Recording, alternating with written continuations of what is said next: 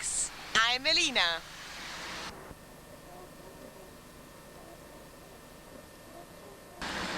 Here we are at the Institute for England and America Studies at Frankfurt University.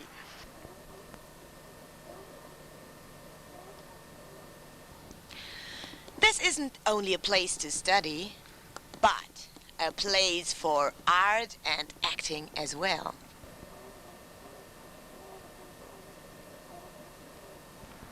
Here is the home of the Chaincourt Theatre Company.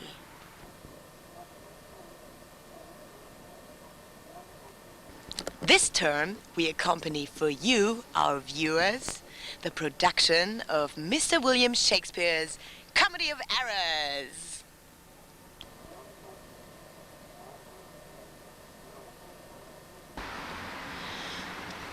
We're trying to give an insight in the making of the production of this unusual performance of a Shakespearean comedy. We are fully equipped with a video camera and one of the finest, brilliant cameramen I've ever met. And,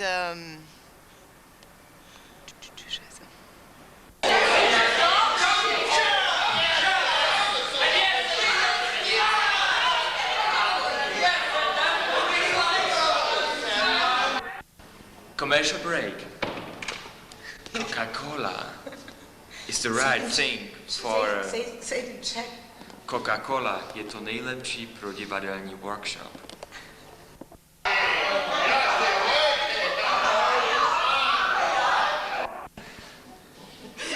I just need a Coke over there. Can you let me one mark? 1 mark 20? I bring it back definitely.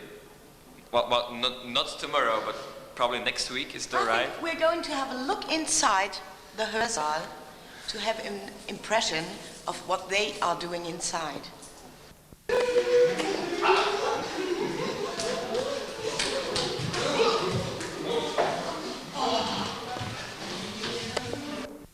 Let's have a look inside.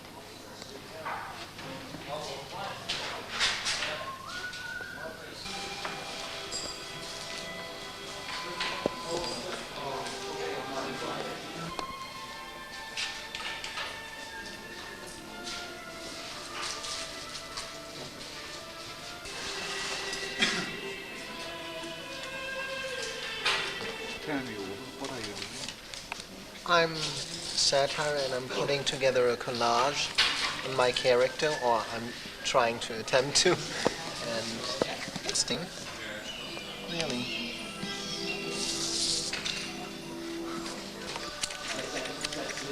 I'm a dickless man. I'm no dick. Maybe just a small one. It's gone! I cut it off!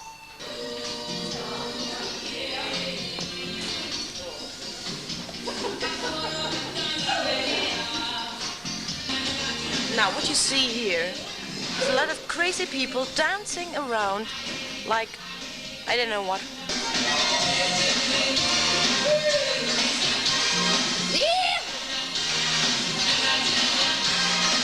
Where are my keys? I can tell you, this is like director. You can believe it or you cannot. Marvelous. Ja, das ist ein großes Kunstwerk, würde ich sagen. Würdest du das jetzt mal bitte dort hinlegen? Jetzt brauche ich nämlich ein Profil. You see, this has been made in absolute darkness.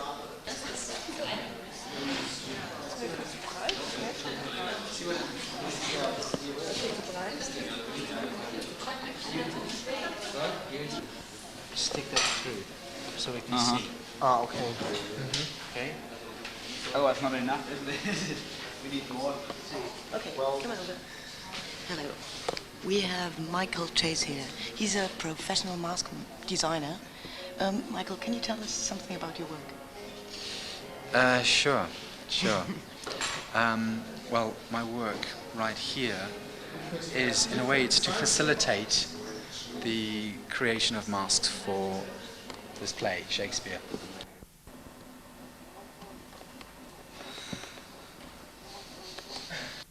I recently started the Mask Studio in London, which is a center where we create masks, which are then sort of become a catalog masks, which we sell to teachers for theatre performance, theatre training, therapy, corporate work.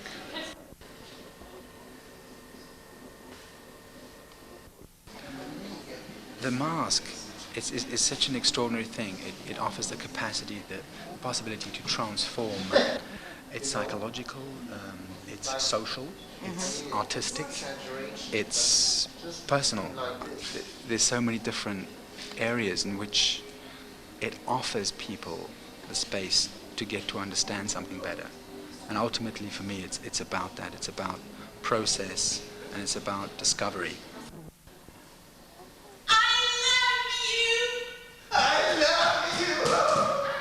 Industry. You have there your own studio where people can come and do the workshops. Yep.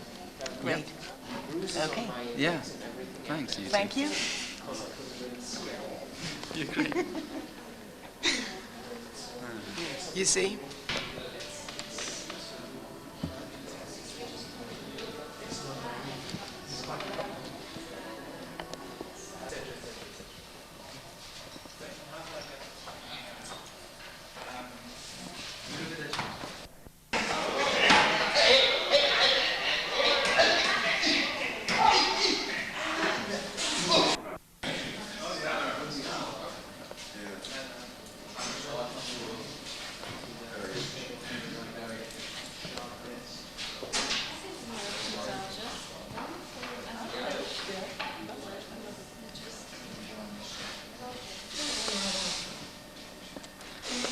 Hello, I'm Benita. No, what you've seen just now was the preparation for the plastering of the masks. This wall had to be built around the faces in order to keep the plaster, which will then be put onto the masks, from floating out. The next step will be everybody takes this little hooded face down to the cellar, where the next step.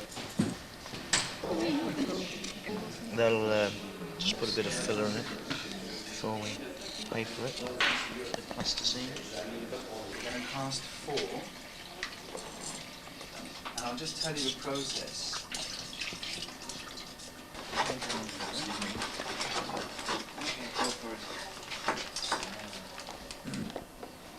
And you're only going to make one copy of this one. You want to get it in there and then you want to make sure the plaster goes into all the detail. You see, so it's a very thin layer going into all the detail.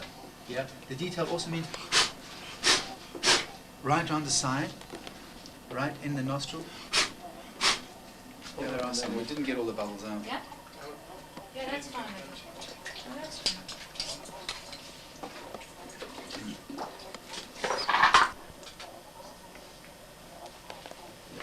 Okay, let's just see now. Let's take that.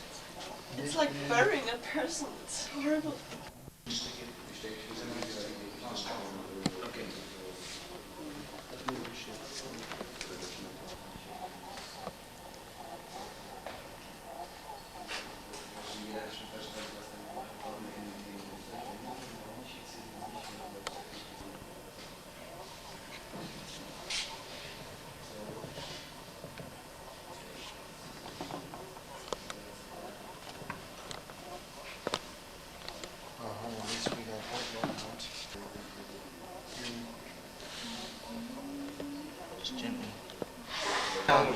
Yeah.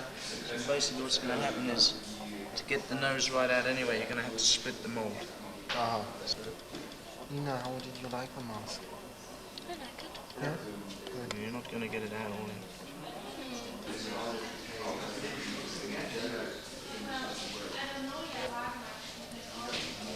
Bon Aqua, a taste of pure water. Thank you. All right. Can we go for lunch, yeah? Sorgfalt geboten. Want some? Okay. What I'm doing here, I am Nivea them in the inside of the mold, and we use Nivea cream for this, you know. And we're supposed to be really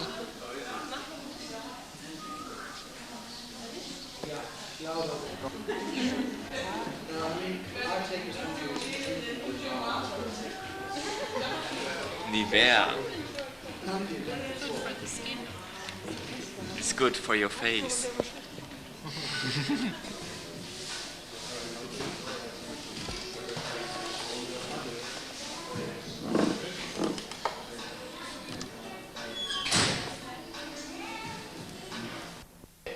Alles ist toll. Hello, here we are again at the English Institute, and the rehearsal process has come a long way now. All right. Yeah, thank you.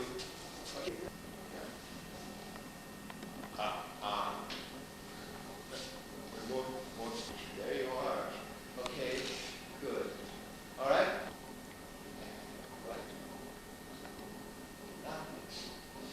Front, center. There you go. Yes.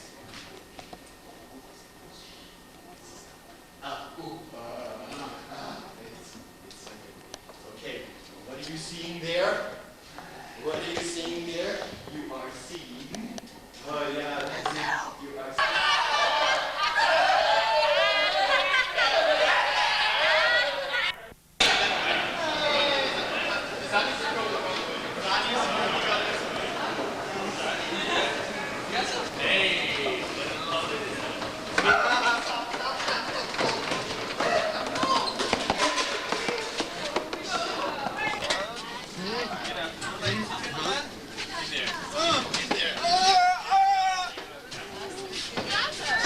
Johnny, move!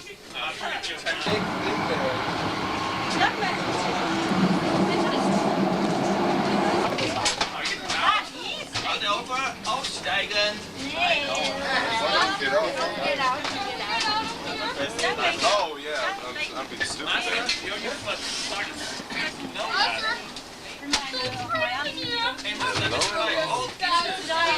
Hello.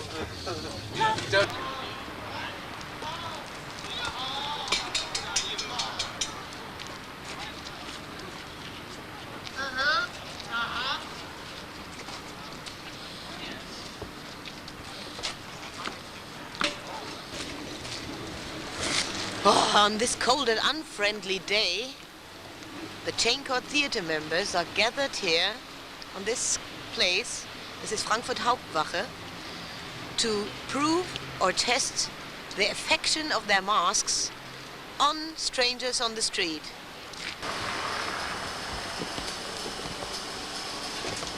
Viel Cola.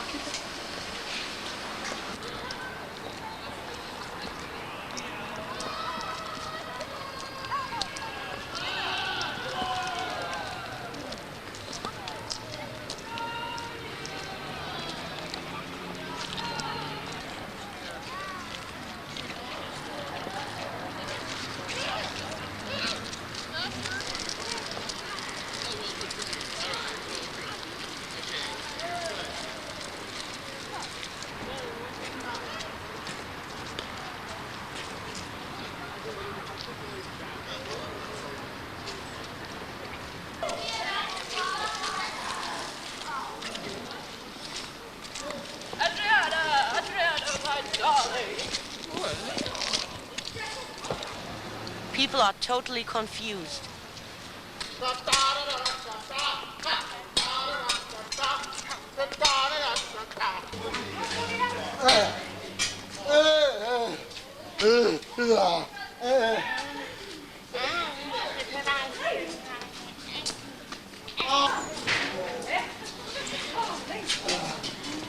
Hello, would you like to join us for dinner? Oh. Yeah, I think it's chicken for dinner. No? Oh yes, man, newspapers, it's that boring. Oh, thank you. You treated me like that. What you want from the lady? Go inside and stand in front of the TV. Okay, Just look. Oh my God, Charlie, have a look what you have done.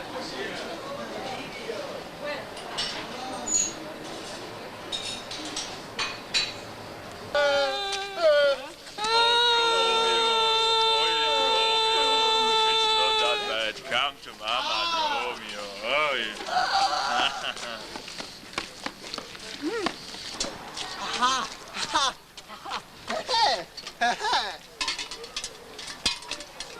It's extremely hard to wear these masks all the time.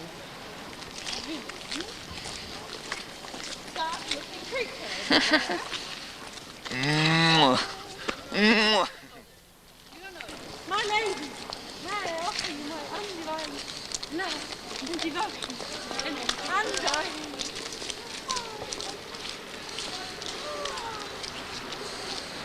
These ladies are very strange.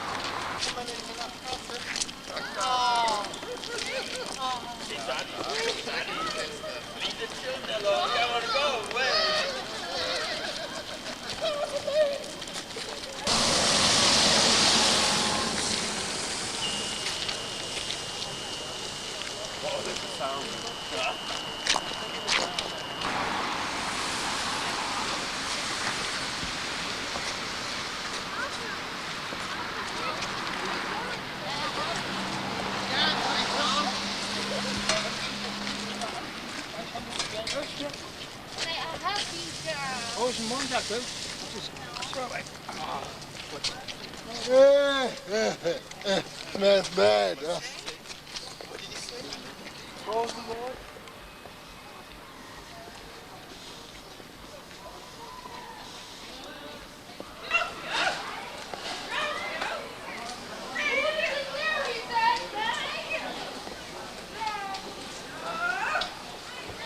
Food is in there, he said.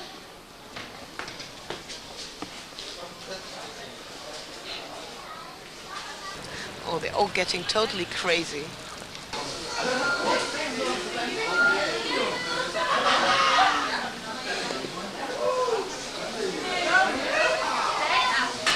Gee, you must be hungry.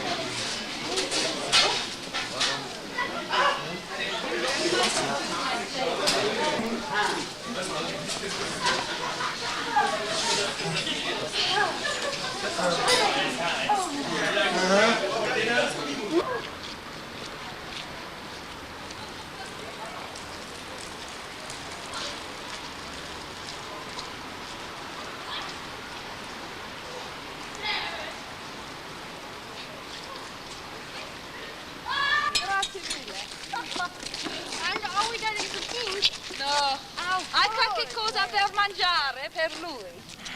Oh, lui ha mangiare? Niente. Oh, these ladies in this country. Oh, they just give me a splitting headache. Fire!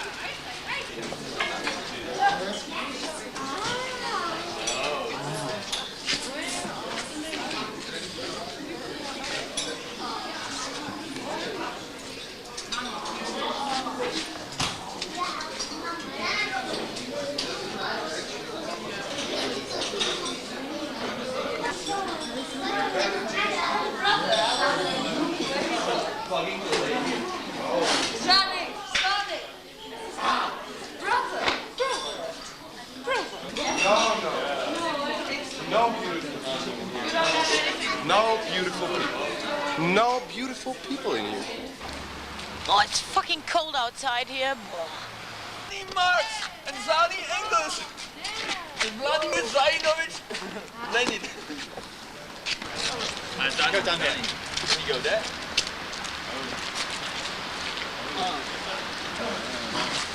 And then the woman who's working there came out and said,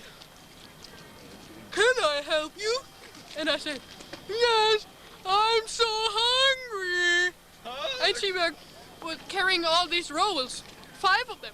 And she said, no, we don't have any food. And I stared at the rolls and said, you don't have any food? And then she said, people are getting upset about you inside. And I said, oh, I'm sorry. She said, yeah, go away and never come back. And I said, okay. And then she gave me the roll because I said, I will never come back. Next time I will just go there and say, I will never come back.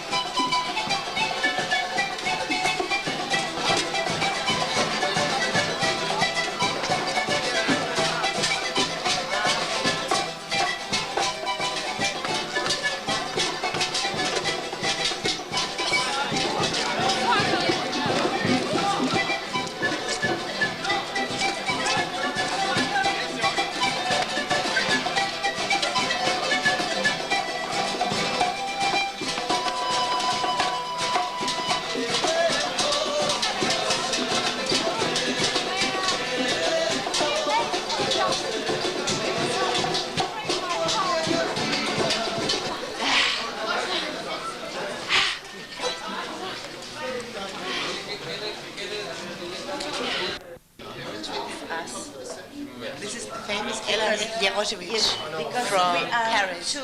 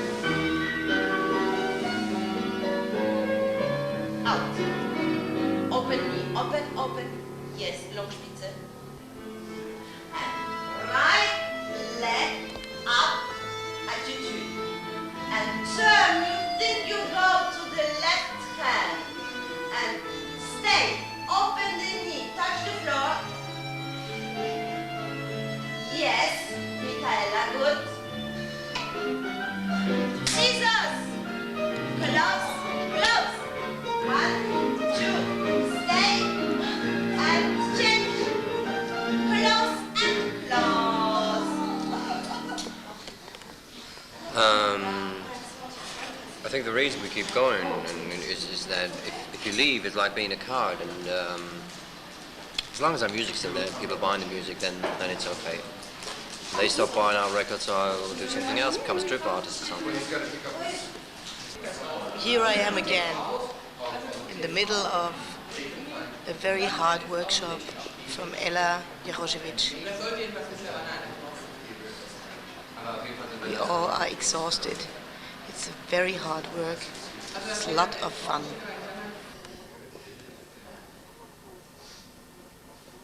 Push your pelvis, push your chest, push your legs forward. Don't go up and down. You must stay in the same position. Yes? Yeah, good.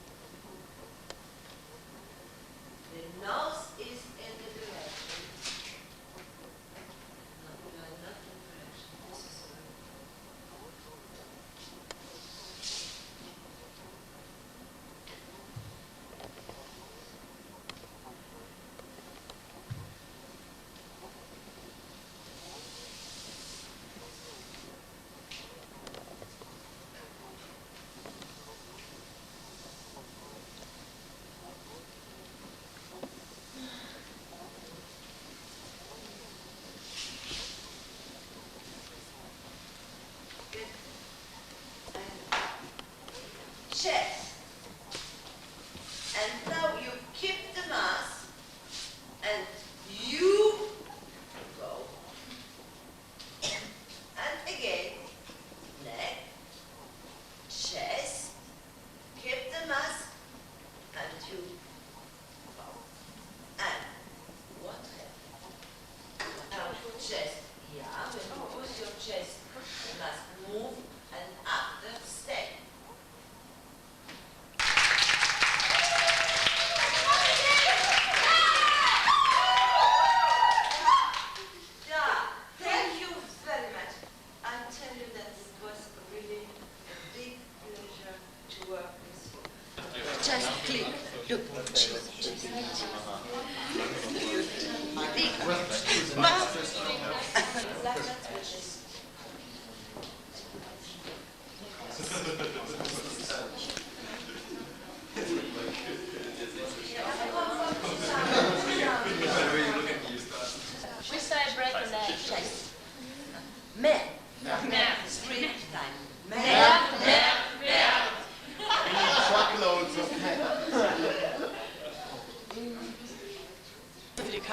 Yeah, cheerio. But when you come, if you come to Paris, you call me, huh?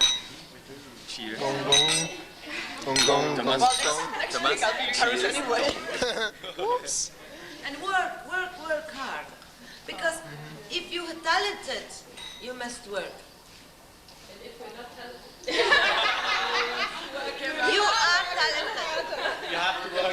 You are talented, you must work.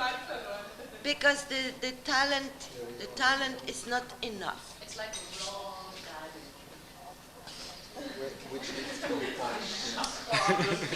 garden. Cheers. Hello. Now we are visiting the stage building. It's a very big stage, and it needs a lot of work and a lot of building up, and it lasts, I don't know, for 3 hours to build this stage up. It's a lot of work, but it's going to look very good. Oh, yeah. Here. Oh. And you can put lights on them or a curtain. Okay, great, I got it. Right. You want to try?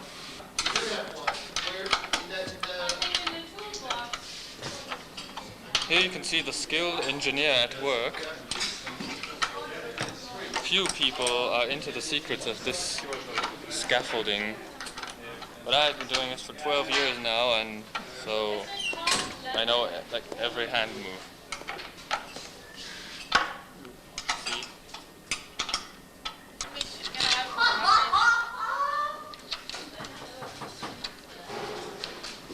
Come in. Man! Alright. Are you alright? Yeah, I'm fine. Okay. I expect nothing less from this one. Yes, go a little like. Is it on the window? Yeah, so bring it towards me, towards me. Ist immer noch alles toll.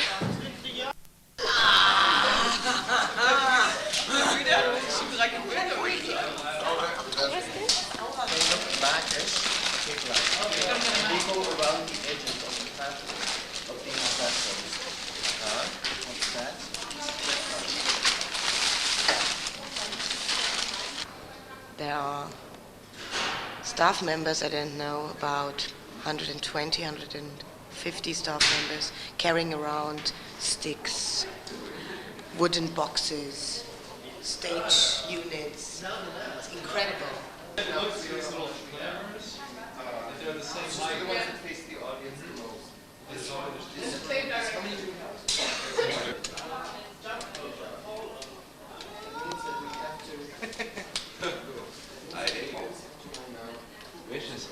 I need somebody to hold this.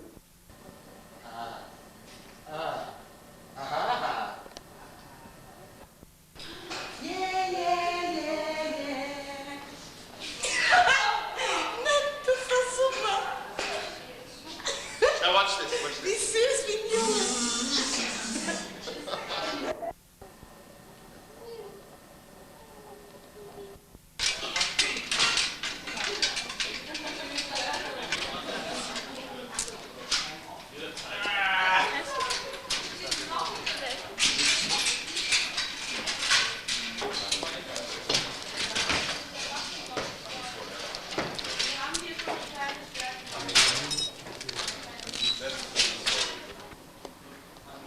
At the moment, the actors trying their costumes, and the funny thing is that men are women and women are men. You see over there, there is Steffen, alias dropped his skirt, you know. And you see that every man plays a woman role and every woman plays men roles. No, that's the tricky thing in this production. Du sollst das nicht filmen, ich probiere das nur an. Bisschen lange was gemacht, weil es geht hier kaputt in allen Ecken und Enden. Das Einzige, was da noch rauskommt, ist diese Spitze. Wenn ich reinpasse, ist die mit. Here we have Nina. Nina, tell us something about your role, your part. Can you tell us something about it? About my part, well, I'm one of these Zanis. We are in this play to cause confusion all the time. Choco and cafe, that's show cafe. What a yummy taste it is. Put some milk in your cup, cafe. Drink it cold, drink it hot. Show cafe, Nescafe, show cafe. Nescafe, show cafe. From Nescafe. Wenn's mit dem Singen nicht klappt, probieren. Nescafé Schokaffee. Kaffee in Schokolaune. I like to kiss the sunny. That was fun.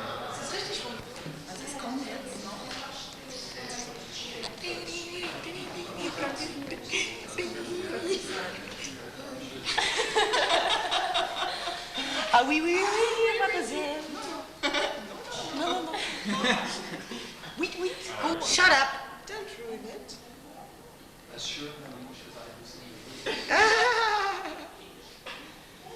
Yeah, man. Laughing. Oh, That's a right. or even not. That's a beetle. That's Peter. What? Jetzt tu mal den Finger weg, Finger weg, Finger weg. Wieso sind das viele Haare jetzt? My name is Tomáš Burda. I'm 13 years old. I'm completely new to the theater group. They were looking for teenagers and innocent people. Now we are going to see one of the first rehearsals, I think, without real costumes, but I think it's about 3 scenes, from scene 3 to 4, or 4 to 8, I'm not quite sure. But I think you will enjoy it.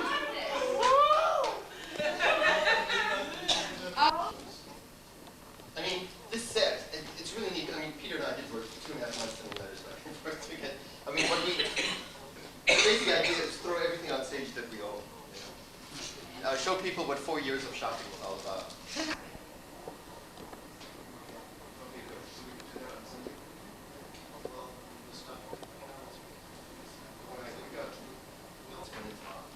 Okay, so what we should have is we should organize for every rehearsal a prop table, and a prop, if not used, returns to that table. It does not stay in private hands. All right, that's a golden rule in theater. Same thing backstage during the performances. If a prop is not used for any length of time, it goes on the prop table, and nobody touches it except for the actor whom it belongs to. Right? Otherwise, it might be gone when it's needed. Right? Okay, good. And 1, 2, 3, and pause. Hop.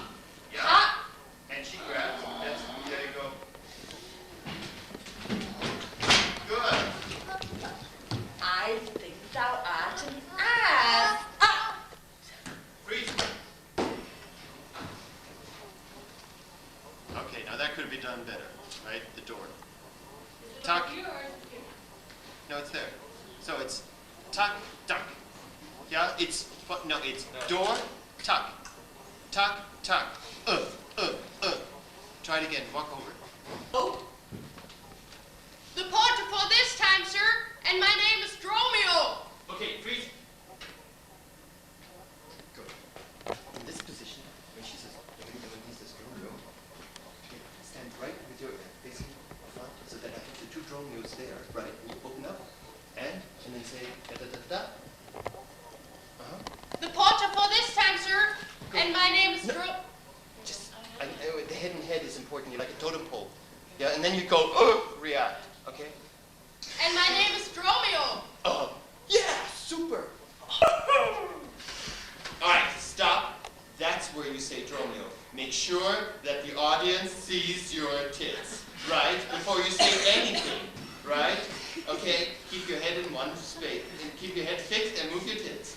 Head fixed point, head fixed point. Look at him. Look at your honey. Look at your honey. There you go. He's your fixed point. And move your tits. Right? Okay? Now, he's, yeah. Okay. Yeah, that's good. You know? Or you go, ha, ha, you know. And I'm going off. Okay, fine. Okay. Hey, ta-da-ta-da, and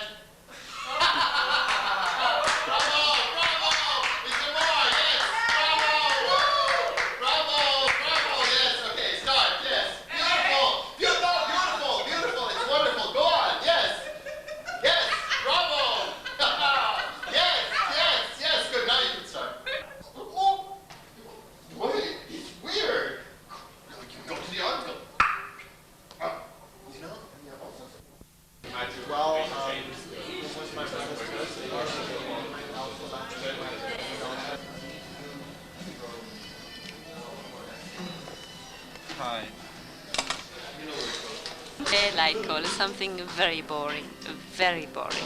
You sit around, drink beer, watch everybody running around with bits of cables and lights and lamps and stuff, and they just run around all night, and you don't know what the hell this is all about. I have no idea.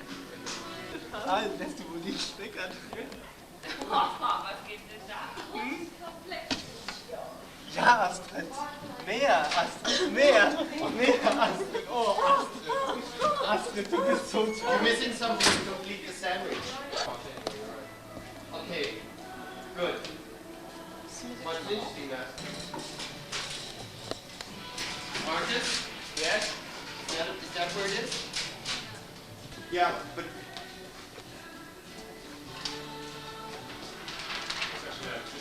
Actually. But?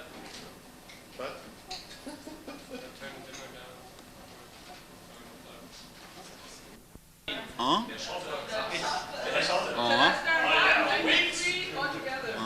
I think that's what we said, isn't it?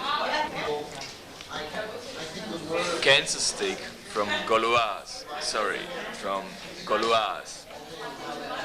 It's the way how to live your freedom. Here we go. Now it's done. The lights are hanging and the first tech rehearsal is taking place.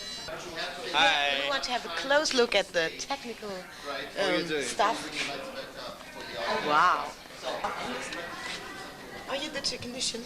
I am the technician. Yeah. I do the technique. And the lights? No, I do the sound technique. The sound techniques. And who's doing I do the lights? music. Now I show you something that not everybody knows. This here is a box from this famous production Dancing at Luciana.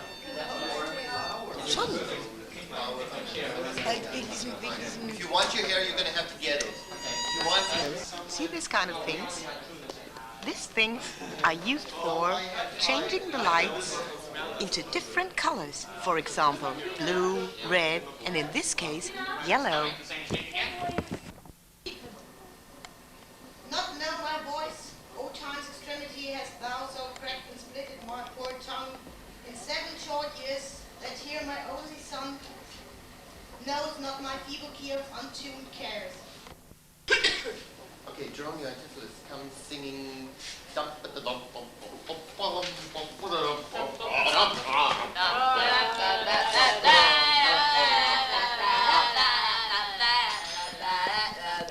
now I got that in. Then there was a sign I go to buy. Ah, that was it. Okay, so, yeah. I have to have a...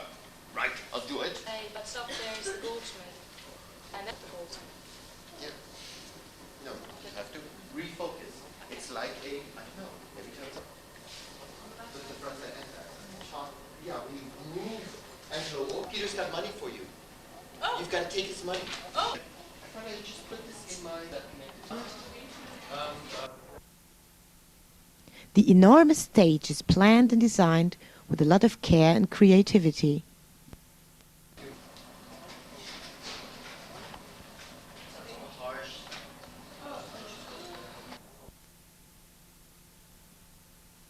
Every production of the Chaincourt Theatre Company takes place in the lecture hall of the Institute. Therefore, the stage has to be built before every rehearsal and has to be striped after it. First, put all the light equipment in there. Besides rehearsing and acting, theatre members are involved in the stage work and are spending a lot of additional time on building the set.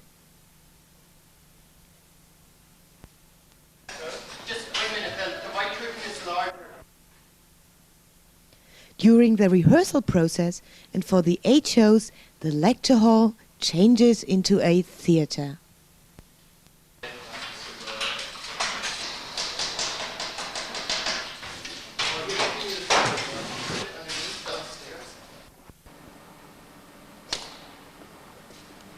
You see, while the cast is still rehearsing, me, I'm doing something for my fitness.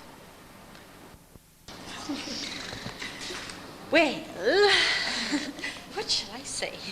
Tonight is the dress rehearsal, and as always, the dress rehearsal has to be totally, utterly, horribly wrong. Has to go totally, utterly, horribly wrong.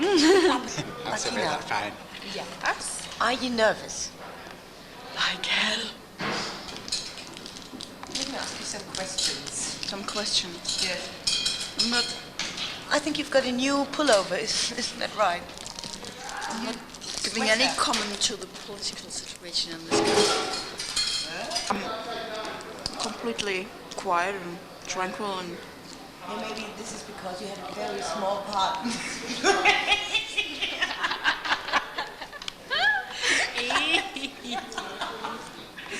It's a very stupid, dumb, dull character. I'm not stupid. I'm not stupid at all. Actually, I'm kind of fueling myself with energy at the moment. I'm pulling this down so you don't think I'm doing a commercial or advertisement or something. That's nice. Isn't it? Vor allem dieses Kind. Guck mal da rein. Mach mal in die Kamera. This here is called a mint stick. It's not used in the performance, but it's pretty exciting anyway, don't you think? Irgendwie sind die halt alle nicht so, dass ich sie interviewen kann. Kein Bock mehr, ich komme vor wie der letzte Arsch. I can't believe the language this young lady is using. Why? Because I'm talking English. You said the F word. We the don't do that. The F, sorry. Yes. Okay. And as an aptison, as the head nun babe, I say no way. God spelled backwards is dog. Excuse me. Aren't the barracudas too close together? They're going to hit somebody on. It's going to go back like that. And tell me, are you nervous because tomorrow evening is the big night? No, because I'm a Zanny, and if I do something wrong, it doesn't matter. That's nice. Well, that's a very nice part, I think. Everybody wants to play this kind of role, you know.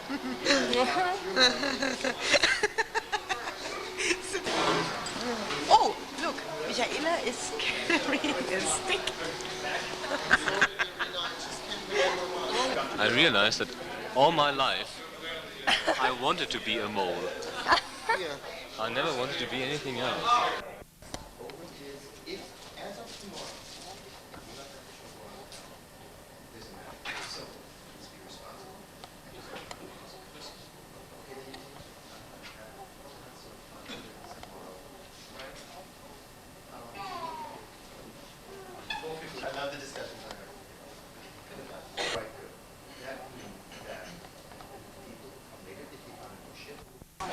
Alles ist toll, war toll und wird toll sein.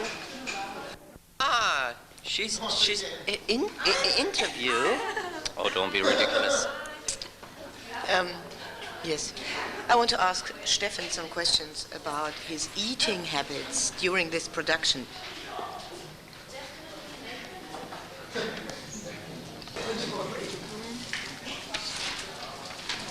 Wie ist das jetzt? Ach, Immer mit deiner scheiß Kamera. Wie bitte? War Müsli. Pass mal auf, wir machen jetzt mal ein Bilderrätsel. Streiche Ritz. Was? Du musst Ritz streichen. Was ist denn Ritz?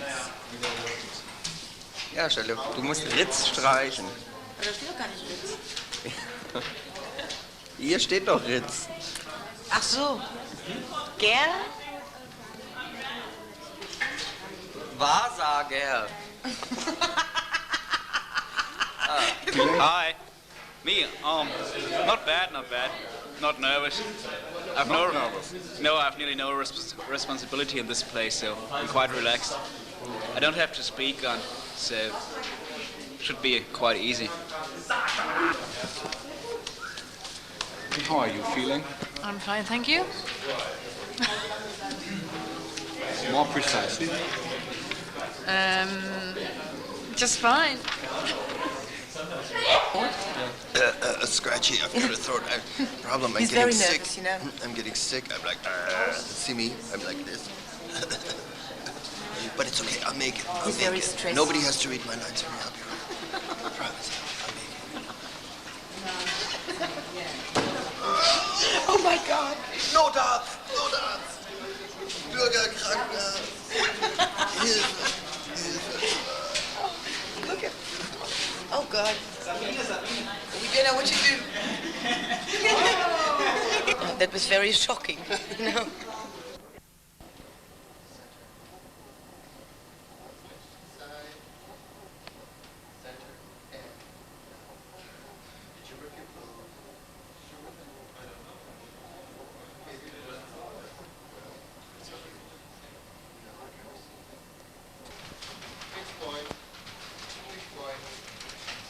Good. Come back to center.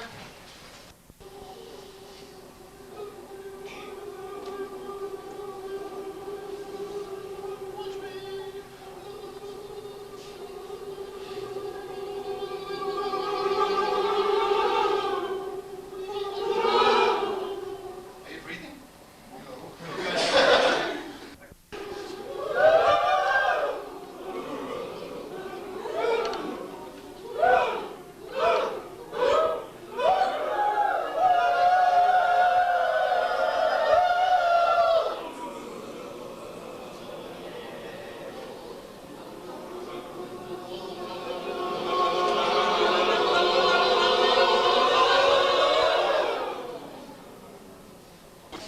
Yeah, super. Okay, places.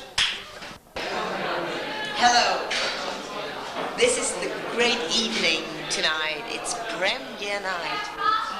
And now, in a few moments, the show is going to start for the first time. We're going to see a lovely, lovely, wonderful show of William Shakespeare's Comedy of Errors, and all the actors are quite nervous, but they are going to make a wonderful show, and I say good luck to everybody.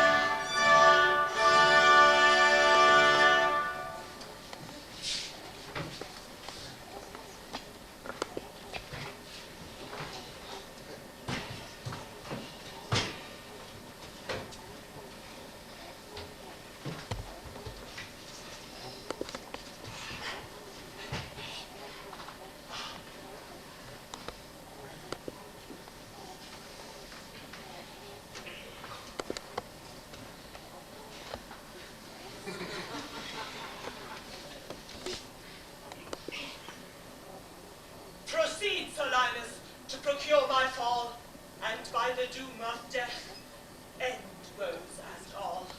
Merchant of Syracuse, plead no more. I'm not partial to infringe our laws. The enmity and discord which of late sprung from the rancorous outrage of your Duke to merchants, our well-dealing countrymen, who wanting guilders to redeem their lives, have sealed his rigorous statutes with their bloods, excludes all pity from our threatening looks.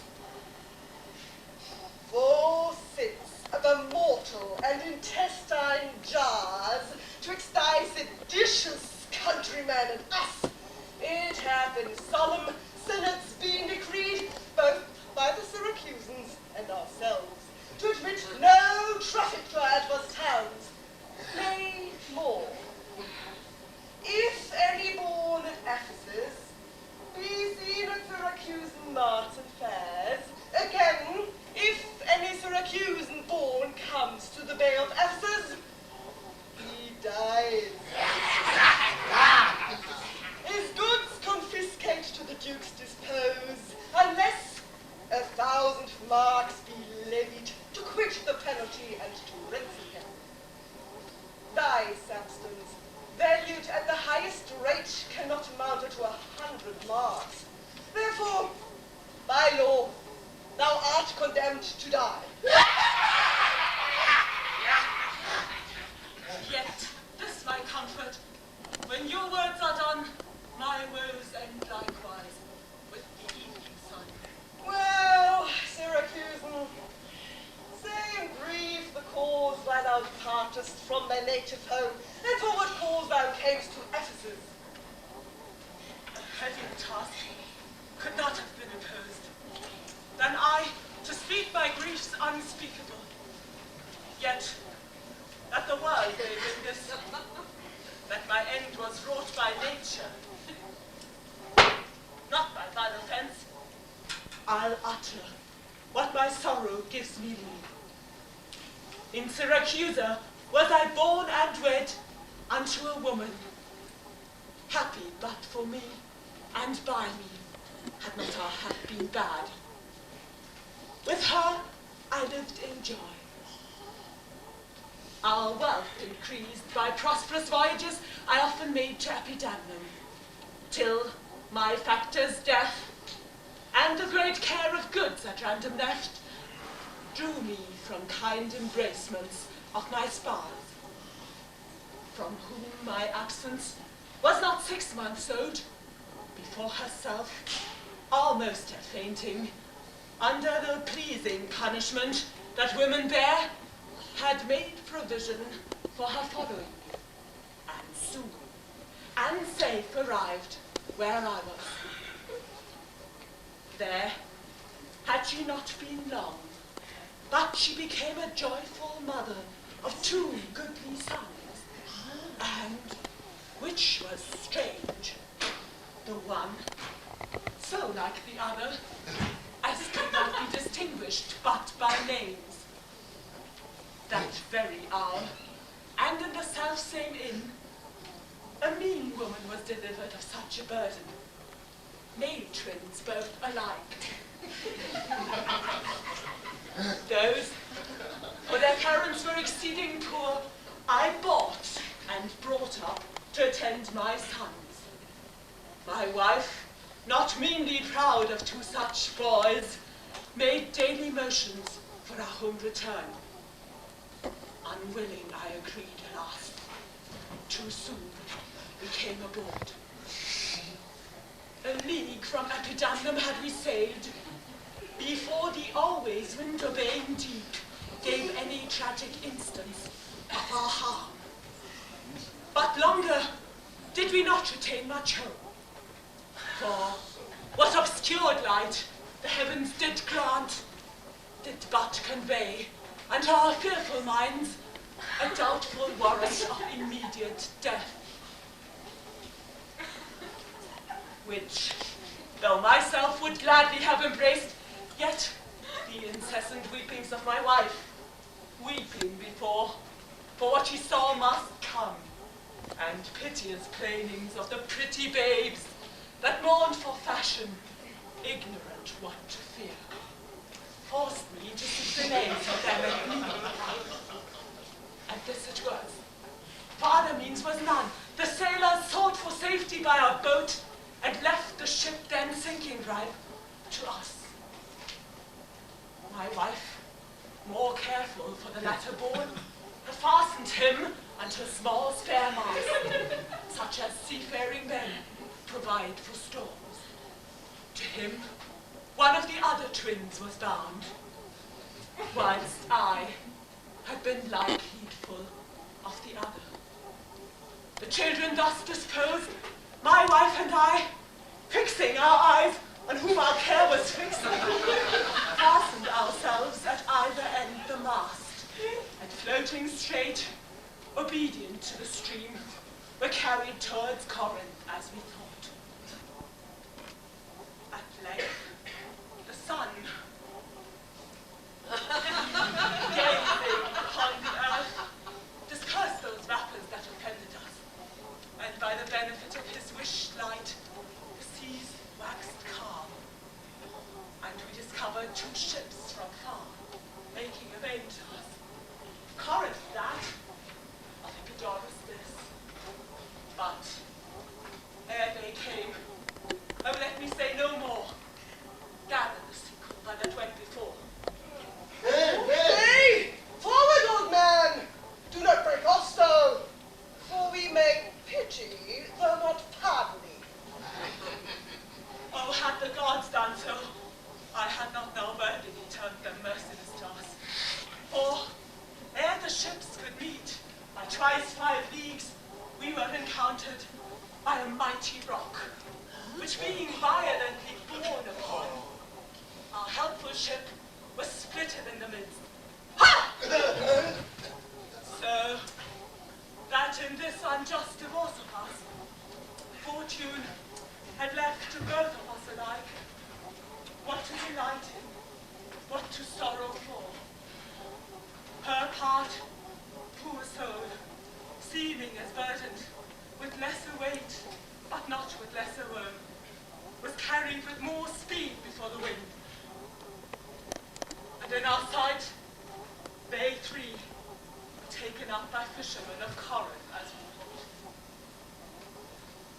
At length, another ship had seized on us, and knowing whom it was their hap to save, gave helpful welcome to their shipwrecked guests, and would have reft the fishes of their prey, had not their bark been very slow of sail, and therefore homeward did they bend their course. Thus have you heard me severed from my bliss, and by misfortunes was my life prolonged to tell sad stories of my own mishaps. And for the sake of those thou sorrows for, do me the favor to dilate at full what have befallen of them of thee till now. My youngest son, and yet my eldest care, at 18 years, became inquisitive after his brother, and importuned me that his attendant, so his case was like, bereft of his brother, but retained his name, might bear him company in the quest of him, whom, whilst I laboured of a love to see, I hazarded the loss of whom I loved. 5 summers have I spent in furthest Greece, roaming clean through the bands of Asia, coasting homeward, came to Ephesus, hopeless to find yet, loth to leave unsought, or that, or any place that harbours men. But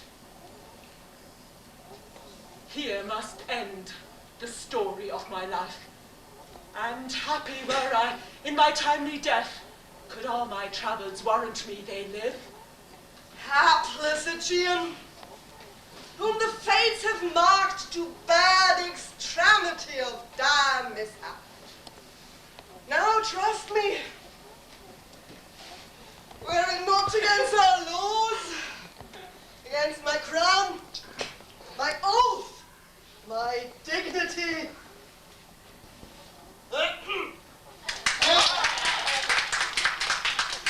Which princes would they may not disannul? My soul should sue as advocate for thee.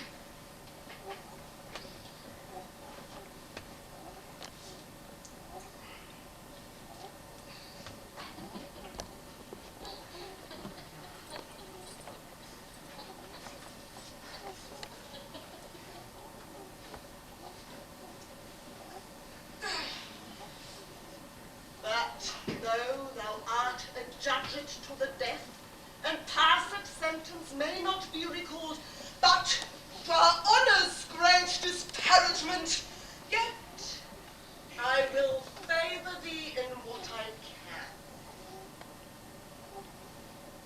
Therefore, merchant, I'll limit thee this day to seek thy help, thy beneficial help. Try all the friends thou hast in Ephesus. Beg thou, or borrow, to make up the sum, and live. If no, then thou art doomed to die. Taylor! Take him to thy custody. I will, my lord.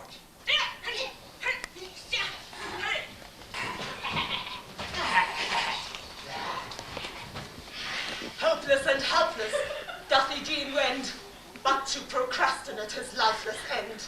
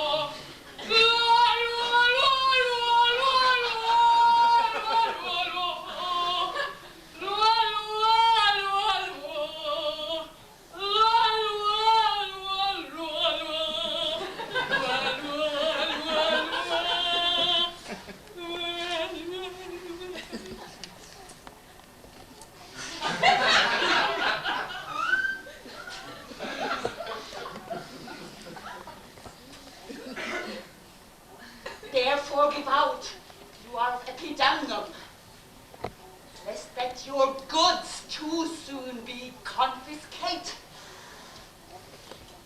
This very day, a Syracusan merchant was apprehended for arrival here, and not being able to buy out his life, according to the statute of the town. Die! Ere the weary sun set in the west.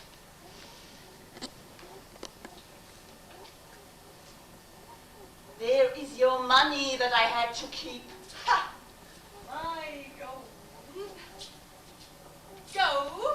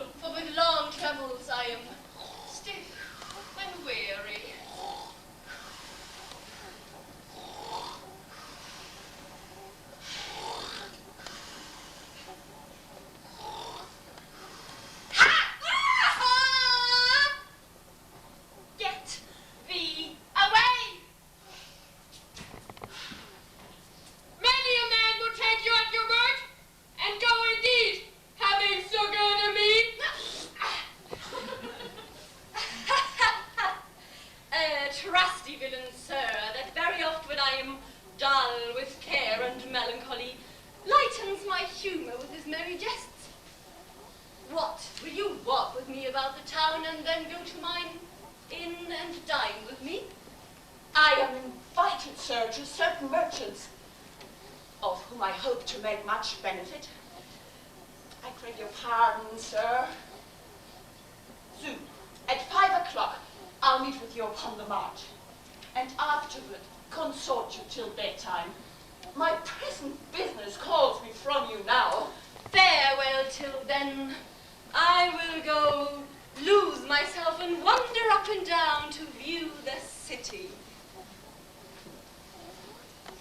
Sir, I commend you to your own content.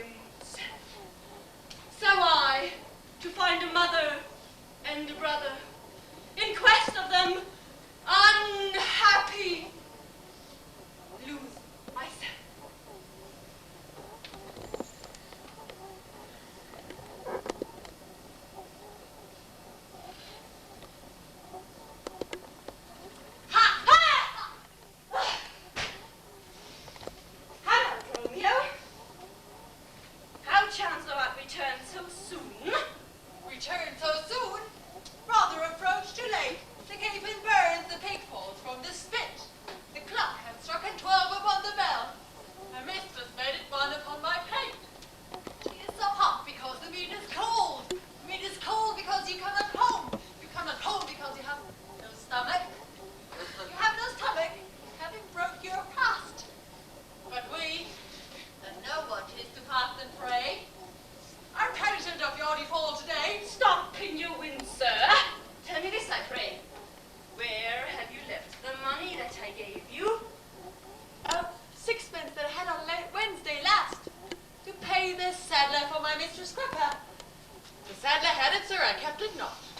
I am not in a sportive humour now. Tell me, and tell ye not, where is the money? We being strangers here, how darest thou trust so great a charge from thine own custody? I pray you, jester, as you sit at dinner. I from my mistress come to you in post. If I return, I shall be close indeed. For she will score your fault upon my pate. Methinks your law, like mine, should be your clock, and strike you home without a messenger. Come, Dromio, come, these jests are out of season. Reserve them till a merry hour than this. Where is the gold I gave in charge to thee?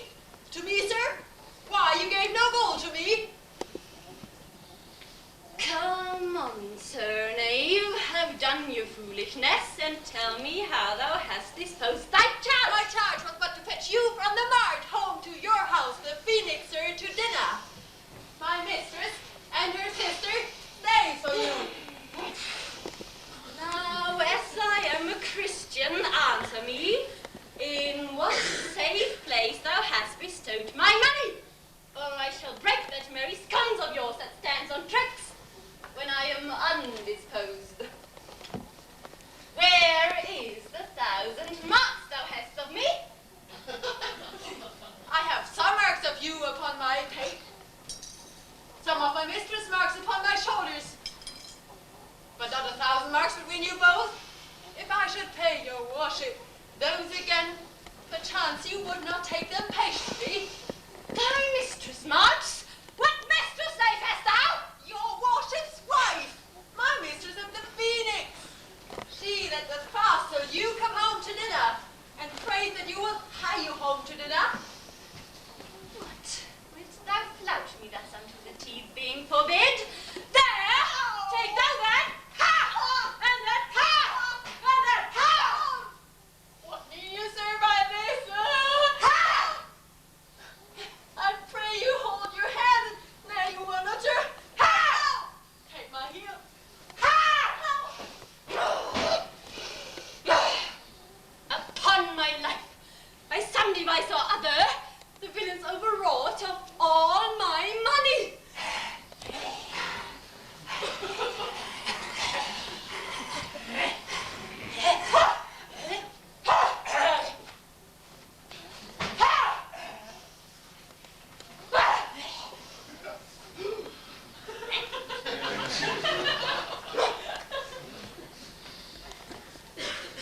They say this town is full of cozenage, as nimble jugglers that deceive the eye, dark working sorcerers that change the mind, soul-killing witches that deform the body, disguised cheaters, prating mountebanks, and many such like liberties of sin. If it proves so, I will be gone the sooner.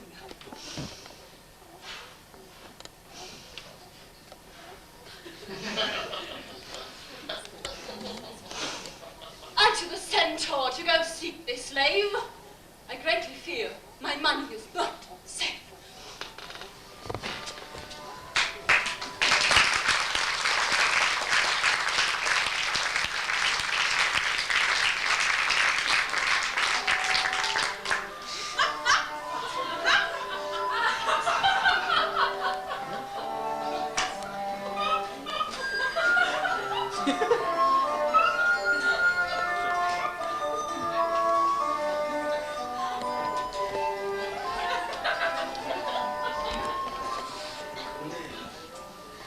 Neither my husband nor the slave returned, and in such haste I sent to seek his master. Sure, Luciana, it is 2 o'clock. Perhaps some merchant hath invited him. The march is somewhere gone to dinner. But sister, let us dine, and never fret. A man is master of his liberty. Time is their master, and when they see time, they come or go. If so, be patient, sister. Why should their liberty than ours be more? Because their business still lies out the door. Look, when I treat him so, he takes it ill. Oh no, he's the bridle of your will. There's none but asses will be bridled so. Why, headstrong liberty is one with one. There's nothing situate under heaven's eye, but hath its bound in earth, in sea, in sky. The beasts, the fishes, and the winged fowls, their male objects at their controls. Man more divine, the master of all these, lord of the wide world and wild watery seas, endued with intellectual sense and souls of more preeminence than fish and fowls, are masters to their females and their lords. Then let you will attend at their court. This servitude makes you to keep unwed. Not of this, troubles of the marriage bed. But were you wedded, you would bear some sway. A learn love and practice to obey. How if your husband starts some other way? Till he come home again, I would forbear. Patience unmoved. No marvel though she pause. They can be meek that have no other cause. A wretched soul bruised with adversity, we bid be quiet when we hear it cry. But were we burdened with light weight of pain, as much or more we should ourselves complain. So thou that hast no unkind mate to grieve thee, with urging helpless patience wouldst relieve me. If you live to see light right bereft this food, then patience in thee will be left. Well, I will marry one day, but to try. Here comes your man, now is your husband nigh. Say, is your tardy master now at hand? Nay, he's had 2 hands with me, and then my 2 ears could witness. But say, I prithee, didst thou speak with him? Dost thou know his mind? Aye, he told his mind upon mine ear. Be sure his hand I scarce could understand it. Spake he so doubtfully, thou couldst not feel his meaning? Nay, he struck so boldly, I could too well feel his blows, and withal so doubtfully, that I could scarce understand it. But say, I prithee, is he coming home? It seems he hath great care to please his wife. Why, mistress, my master is horrid mad. Horrid mad, thou villain! And me like pack old mad? That's not mad. When I desired him to come home to dinner, he asked me for 1,000 marks in gold. 'Tis dinner time, quoth I. Why go? Quoth he. Your meat will burn, quoth I. Why go? Quoth he. Will you come? Quoth I. I go. Quoth he. Where's the 1,000 marks I gave thee, villain? The pig, quoth I, is burned. I go, quoth he. The mistress, sir, quoth I. I go.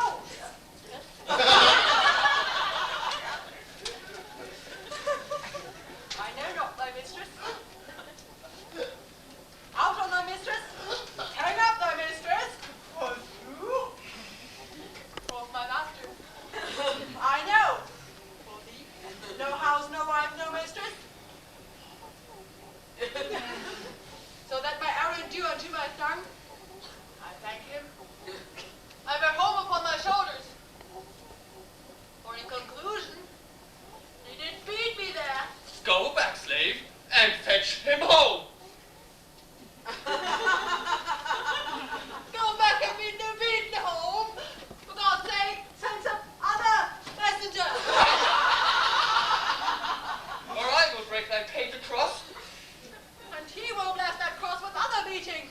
Between you I shall have a holy head. Get thee gone, fetch thy master home. And I so row with you with me, that like a football you do spurn me thus, you spurn me hence, and he will spurn me hither. If I last in this service, you must case me leather. Ay, how impatience lureth in your face. His company must do his minions praise, whilst I at home starve for a merry look. And homely age the luring beauty took from my poor cheek. Then he hath wasted it. Are my discourses dull? Barren my wit? If volume on a sharp discourse be marred, unkindness blunts it more than marvel hard. To their gay testaments his affections fade. It's not my fault, he is master of my state. What ruins I me that can be found, by him not ruined? Then is he the ground of my defeatures. My decayed fair, a sunny look of his would soon repair. But, too unruly dear, he breaks the pail and feeds from home. Poor I am but his stale. self-harming jealousy. I beat it hence. Unfeeling fools can with such wrongs dispense. I know his eye doth homage otherwhere. Or else, what lets it, but he would be here? Sister, you know he promised me a chain. Or would alone a toy he would detain, so he would keep fair quarter with his babe. I see the jewel best enameled will lose his beauty, that yet the gold bites still that others touch. And often touching will wear gold, and no man that hath an aim with falsehood and corruption doth it shame.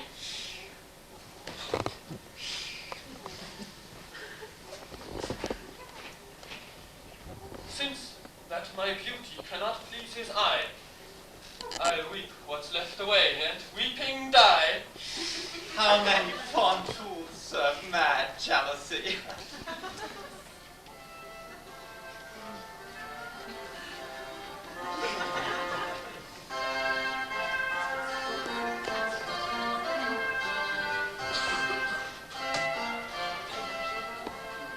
The gold I gave to Dromio's slaver, save at the centaur, and the heedful slavers wandered forth and cared to seek me out. By computation and mine host's report, I could not speak to Dromio since at first I sent him from the mount. See, here he comes. How now, sir? Is your merry humor altered? As you love strokes, so jest with me again. You know no centaur. You received no gold. My house was at the Phoenix. My mistress sent to have me home to dinner. Wast thou mad that so merrily thou didst answer me? What answer, sir? When spake I such a word? Even now, even here, not half an hour since. I did not see you since you sent me hence, home to the centaur, with the gold you gave me. Villain, thou didst deny the gold received and told me of a mistress and a dinner, for which I hope thou fell'st I was displeased.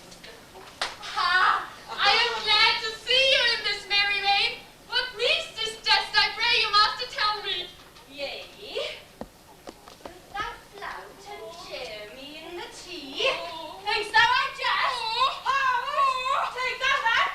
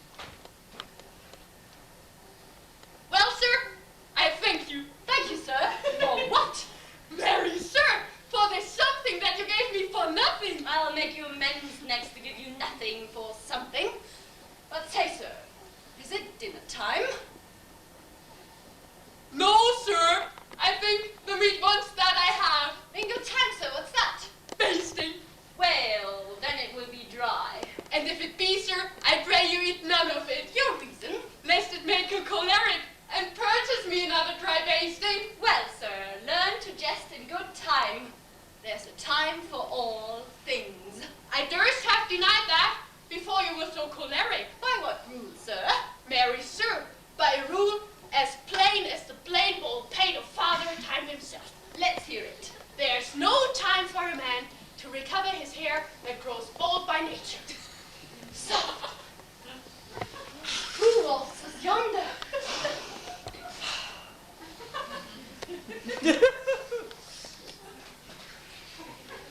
I, Antipholus, look strange and frown. Some other mistress had thy sweet aspects. I am not Adriana nor thy wife. The time was once when thou, unurged, wouldst vow that never words were music to thine ear, that never object pleasing in thine eye, that never touch well welcome to thy hand, that never meat sweet savoured in thy taste, unless I spake, or looked, or touched, or carved to thee.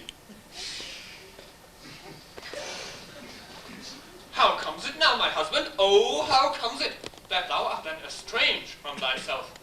Thyself, I call it, being strange to me, that undividable, incorporate, and better than your dear selves better part. Oh, do not tear away thyself from me. For no, my love, as easy mayst thou fall a drop of water in the breaking gulf, and take unmingled thence that drop again, without addition or diminishing, as take from me thyself, and not me too.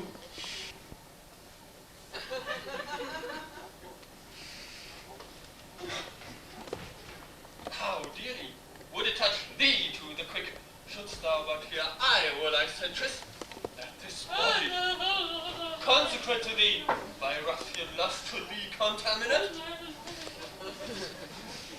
Wouldst thou not spit at me, and spurn at me, and hurl the name of husband in my face, and tear the stained skin off my harlot brow, and from my false hand cut the wedding ring, to break it with that deep divorcing vow?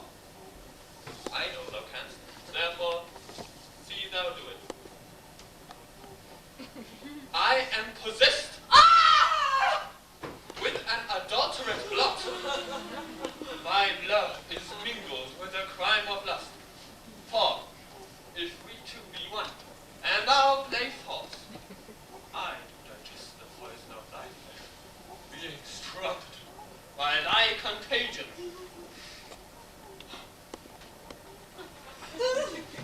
Keep then fair league and truce with thy true bed. I live unstained, thou undishonored.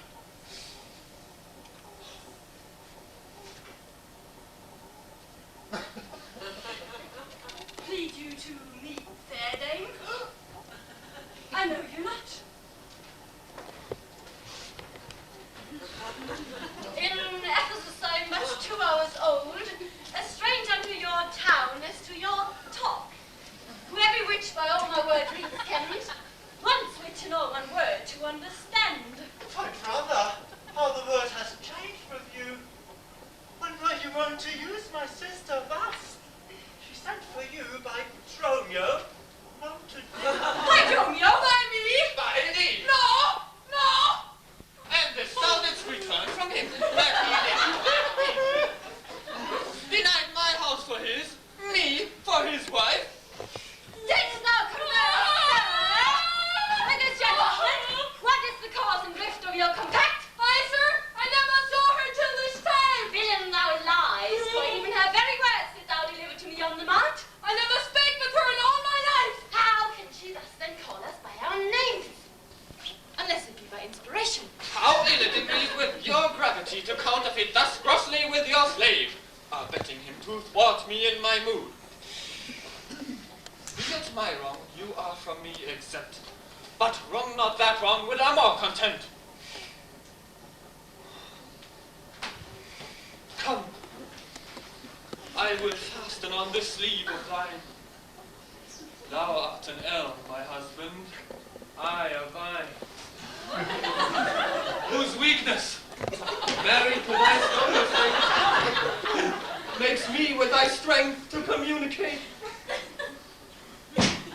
If aught possess thee from me, it is dross, usurping ivy, briar, or idle moss. In want of pruning with infusion, infect thyself, and live on thy confusion.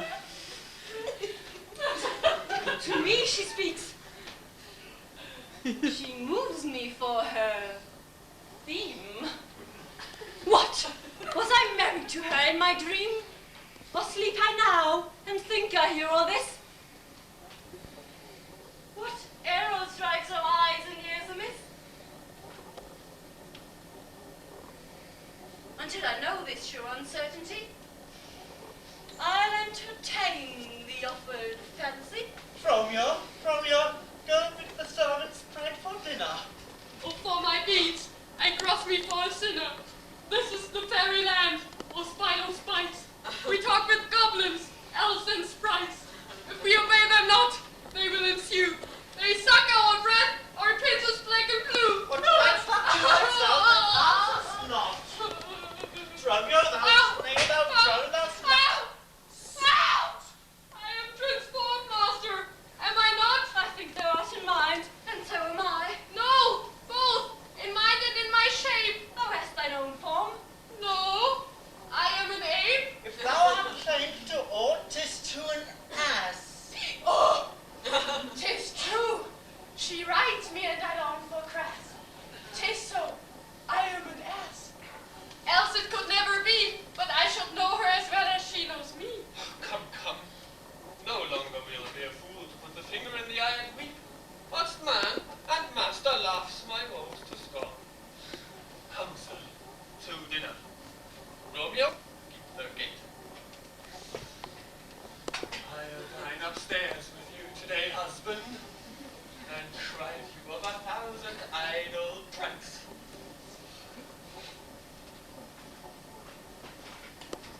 Sirrah, if any ask you for your master, say he dines forth, and let none enter. Come, sister. Dromio, play the porter well. Am I in heaven or in hell? Sleeping or waking? Mad or well advised? No, not to thee, than to myself disguised. I'll say yes, thanks say, and persevere so. And in this mist, at all adventures, go. Master, shall I be porter at the gate? Aye, and let none enter, lest I break your gate.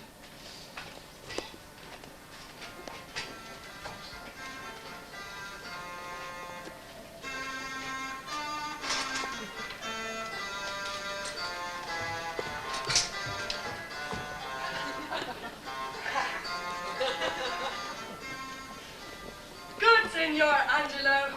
You must excuse us all. My wife is shrewish when I keep not hours. Say that I lingered with you at your shop to see the making of her carcanet, and that tomorrow you will bring it home. But here's a villain that would face me down. He met me on the mart, and then I beat him, and then I charged him with 1,000 marks in gold, and then I did deny my wife and house. Thou drunk it. What didst thou mean by this? Say what you will, sir, but I know what I know. That you beat me at the mart, I have your hand to show. If my skin were parchment, and the blows you gave were ink, your own handwriting will tell you what I think. I think thou art an ass. Very soul does appear. By the wrongs I suffer and the blows I bear, I should kick. Being kicked, and being at that pass, you would keep from my heels, and beware of an ass.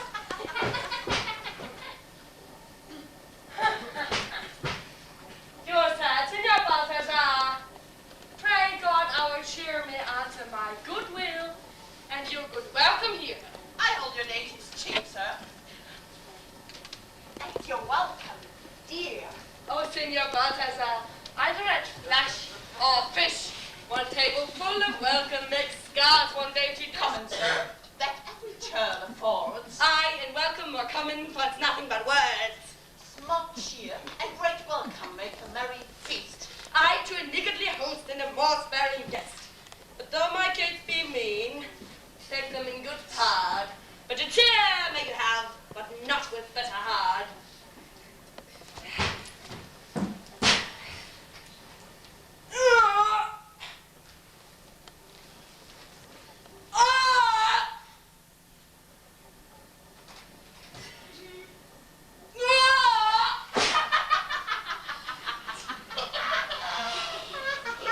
But soft, the door is locked. Go and bid them let us in.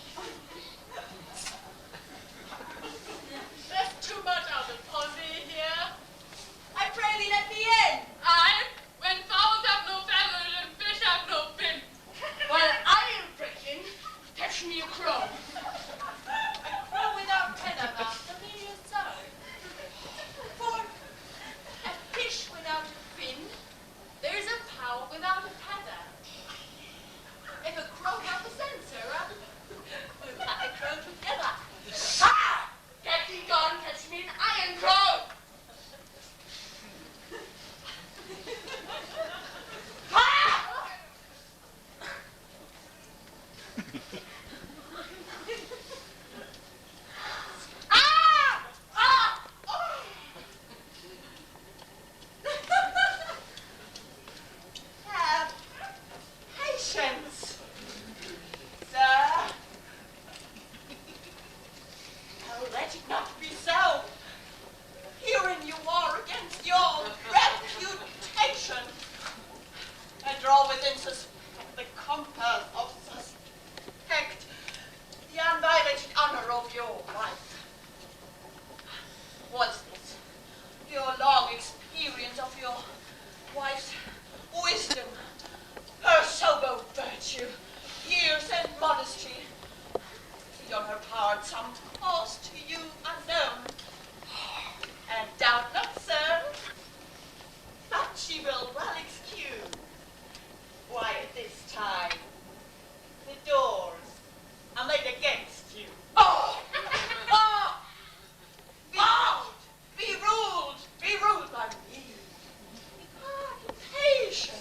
And let us tidy our all to dinner.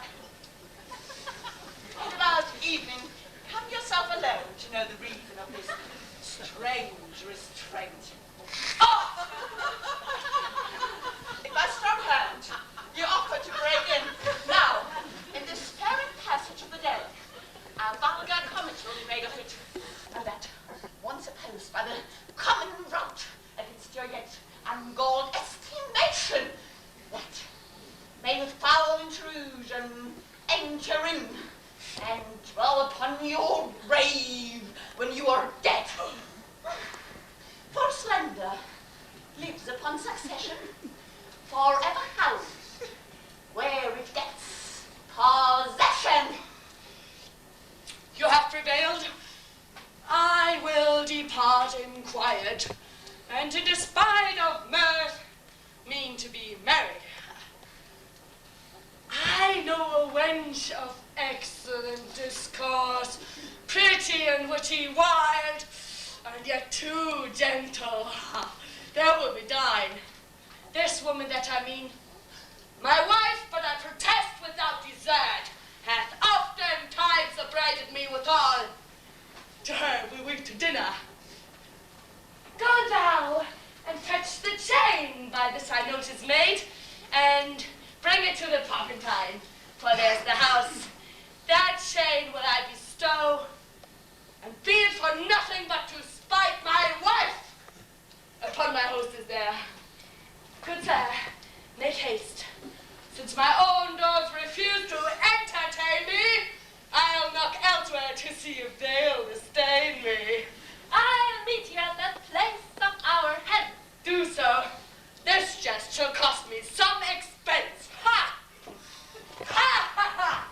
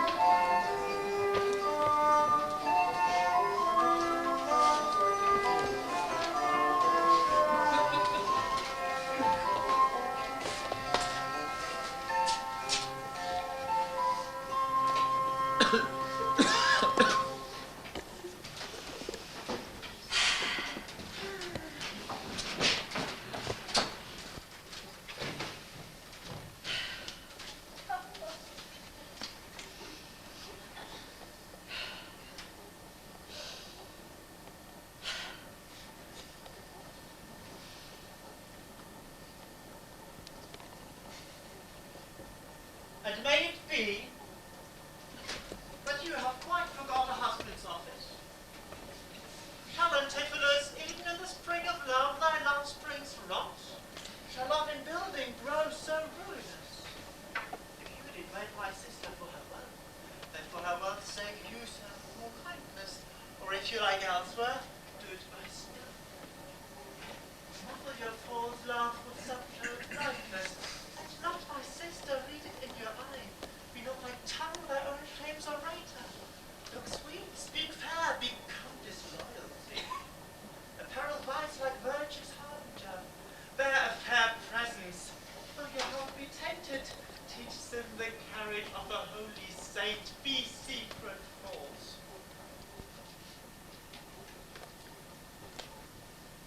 secret thoughts? What need to be acquainted? What simple thief brags of his own intent? 'Tis double wrong to truant with your maid, and let her read it and thy looks at board. Shame hath a bastard fame well managed. Ill deeds is doubled with an evil word. Alas, poor women, make us but believe, being compact of credit, that you love us. Though others have the arm, show us the sleeve. We in your motion turn, and you may move us. Then, gentle brother, get you in again. Comfort my sister, cheer her, call her wife. 'Tis only sport to be a little vain when the sweet breath of flattery conquers strife.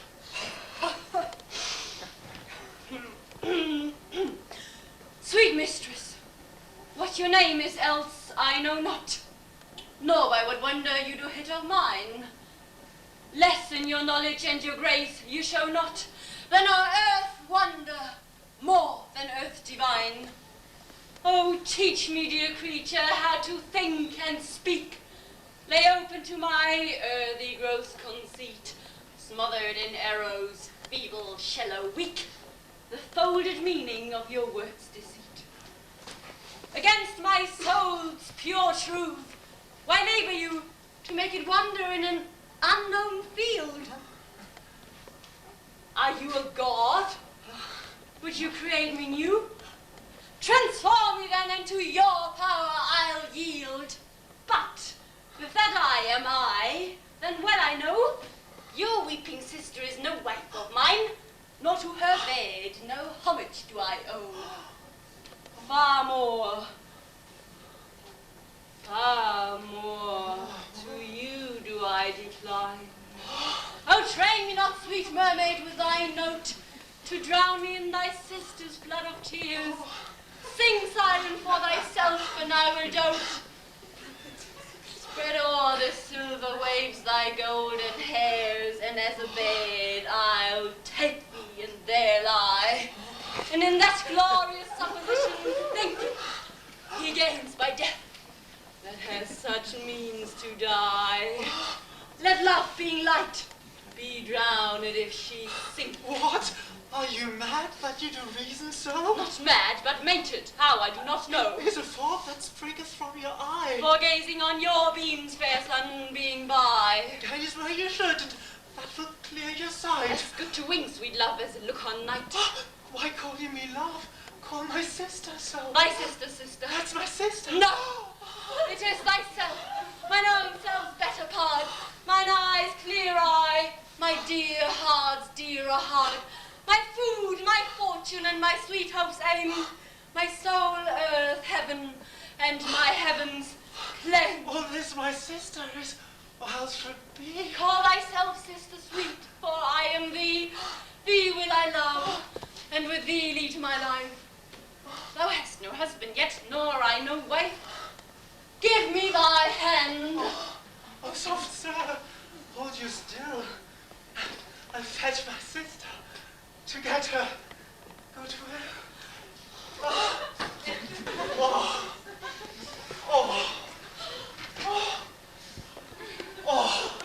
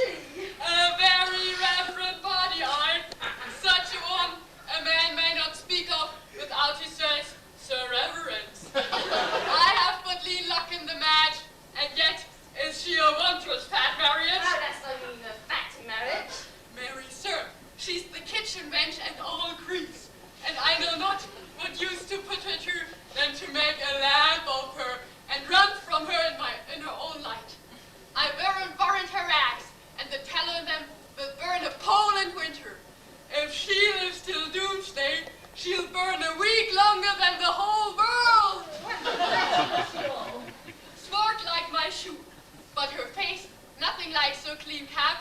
For why? She sweats. A man could go over shoes in the grime of it. Well, let's afford a little water, will mend. No, sir, it isn't rain. Noah's flood could not do it. What's her name? Nell, sir. And her name, in 3/4, that's an L. And 3/4 could not measure her from hip to hip. Then she bears some breadth, huh? No longer from head to foot than from hip to hip. She's spherical, like a globe. I could find out countries in her. To conclude, she laid claim to me, called me Dromio, swore I was assured to her, told me what privy marks I had about me, as the mark of my shoulder, the mole in my neck, the great one on my left arm, that I, amazed, ran from her as a witch. And I think, if my heart had not been made of face, and my breast of steel, she had transformed me to a curdle dog and made me turn its wheel. Go, post to the road, and if the wind blows any way from shore, I will not harbour in this town tonight. If any bark puts forth, come to the marge, where I will walk till thou return to me. If everyone knows us, and we know none, 'tis time, I think, to trudge, pack, and be gone. As from a bear a man will run for life, so fly I from her, that would be my wife. There's none but witches do inhabit here, and therefore 'tis high time that I were hence. She that does call me husband, even my soul does for a wife abhor. But her fair sister, possessed of such a gentle sovereign grace, of such enchanting presence and discourse, has almost made me traitor to myself. But lest myself be guilty to self-wrong, I'll shut mine ears against the mermaid's song.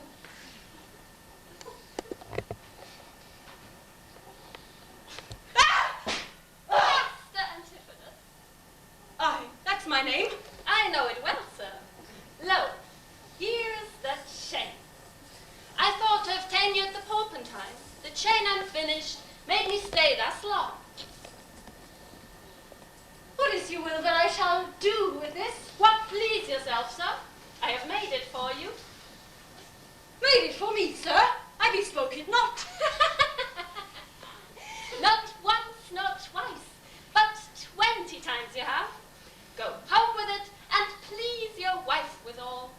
And soon at supper time I'll visit you and then receive my money for the chain.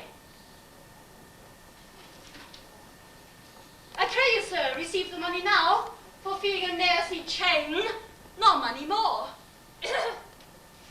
You are a merry man, sir. Fare you well.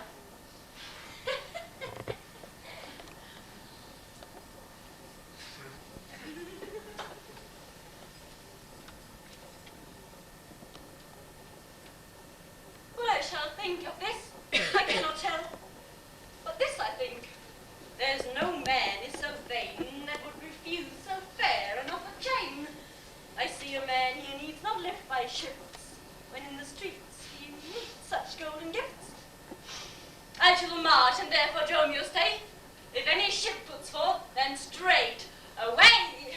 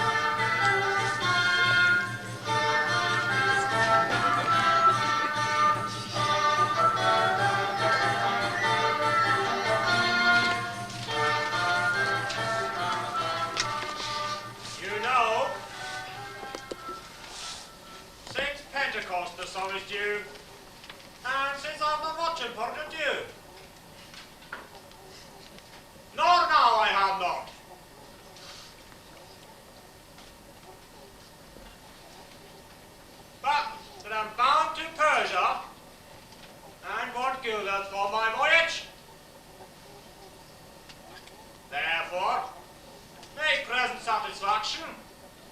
Or I'll attach you to this officer. Even just the sum I owe to you is grown to me by Antipholus. And in the instant that I met with you, he handed me a chain. At 5 o'clock, I shall receive the money for the same. Please, as you walk with me down to his house, I will discharge my bond, and thank you, too. La la la la la la. That's neighbor, may you say. See where he comes. When I go to the goldsmith's house, go out and buy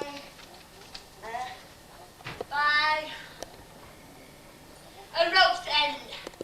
That will I bestow among my wife and her confederates for locking me out of my doors by day. But soft, I see the goldsmith. Go thou and buy the rope and bring it home to me.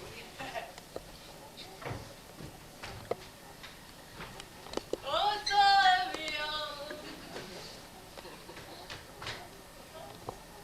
Dromio. Dromio. Dromio. Dromio. Dromio. Dromio. Dromio. That way.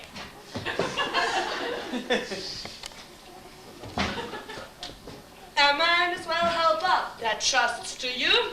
I promised your presents and the chain, but neither chain nor goldsmith came to me. Belike your thought our love would last so long as if it were chained together, and therefore came not. Saving your merry humor, here's the note. How much your chain weighs to the utmost carat, the finest of the golden chargeful fashion, which doth amount to 3 odd ducats more, and I stand indebted to this gentleman.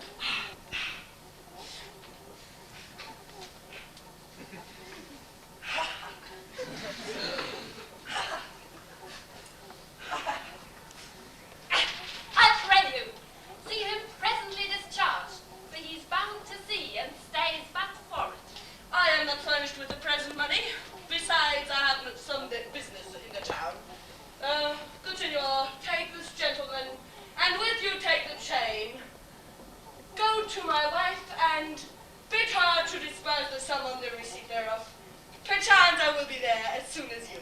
Then you will bring the chain to her yourself?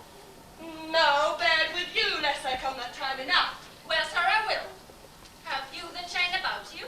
If I have not, sir, I hope you have, or else you might return without your money. Nay, come, I pray you, sir. Give me the chain.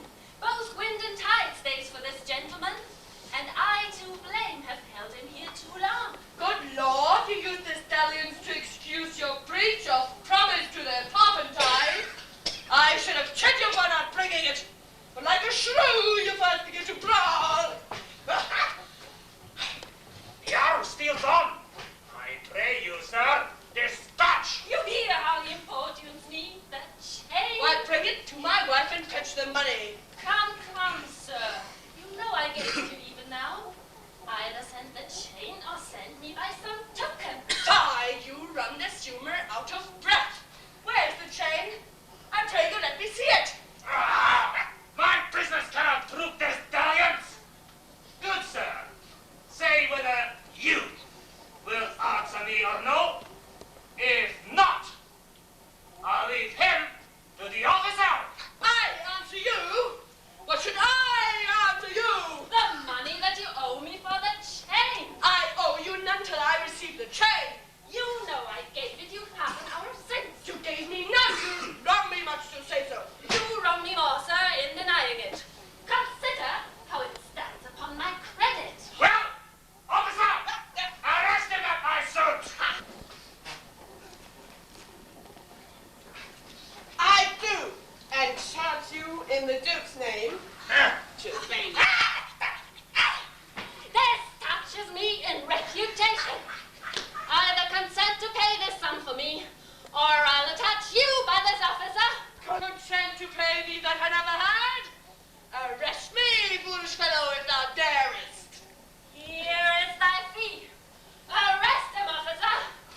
I would not spare my brothers in this case if he should scorn me so apparently. I do arrest you, sir. You hear the suit?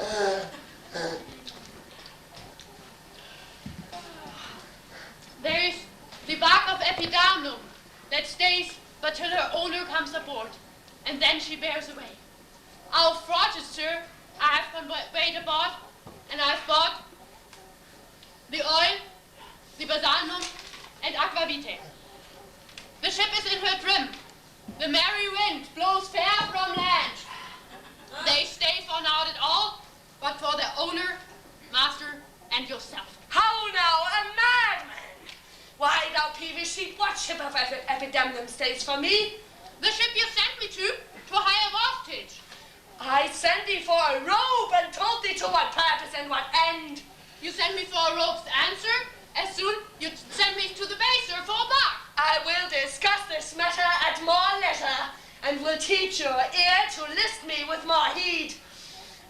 To Adriana, villain, hide thee strayed.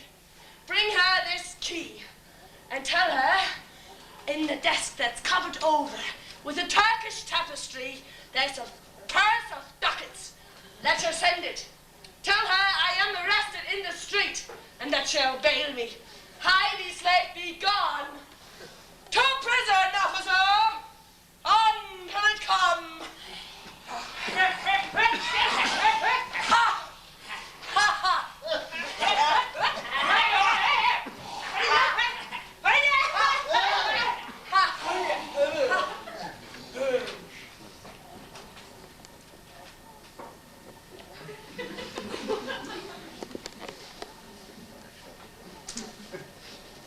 To Adriana, that's where we dined. Where thou, Sybil, did claim me for your husband. She's too big, I hope, for me to compass. Thither I must, although against my will. For servants must their master's minds fulfill.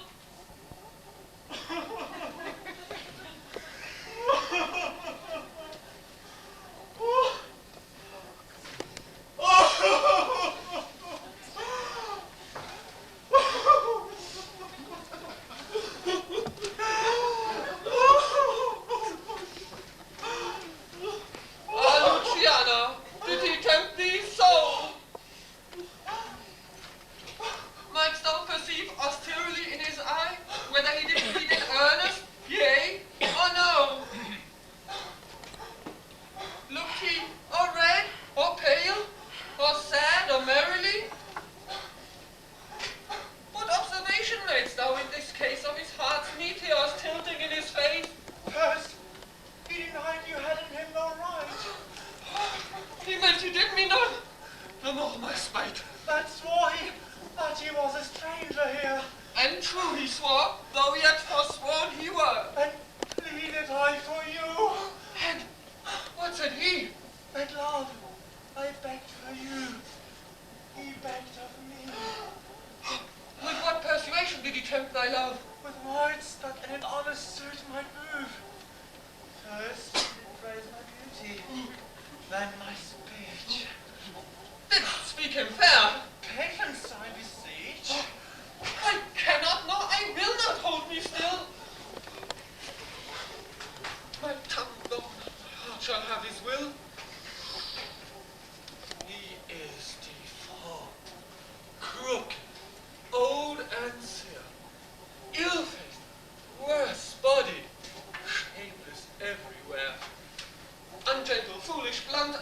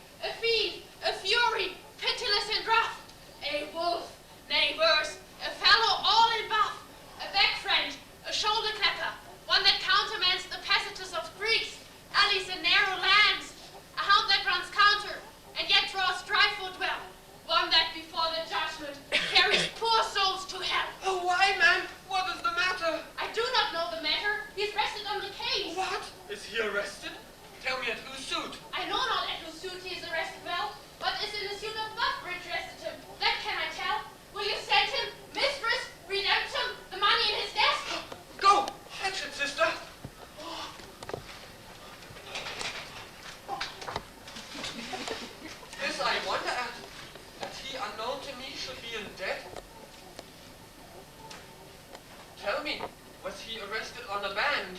Not on a band, but on a stronger thing. A chain, a chain. Do you not hear it ring? What? The chain? No, the bell. 'Tis time that I were gone. It was 2 I left them, and now the clock strikes 1. The hours come back? That did I never hear. If any hour meets the sergeant, it turns back for very fear. As if time were in debt. How fondly dost thou reason? Time is a very bankrupt, and owes more than his worth to season. Nay, he the thief too. Have you not heard men say that time comes stealing on by night and day? If it be in debt, and theft, and a sergeant on the way, have you no reason to turn back an hour in a day? Go! There's the money, Dromio. Bear it straight. I bring thy master home immediately. Come, sister. I am pressed down with conceit.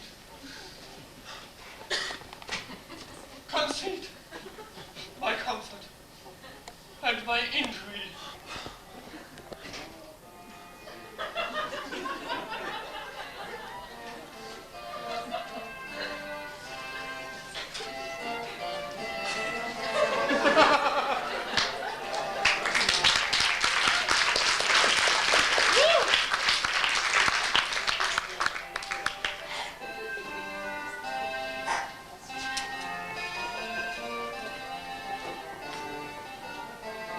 There's not a man I meet but does salute me, as if I were their well-acquainted friend, and everyone does call me by my name.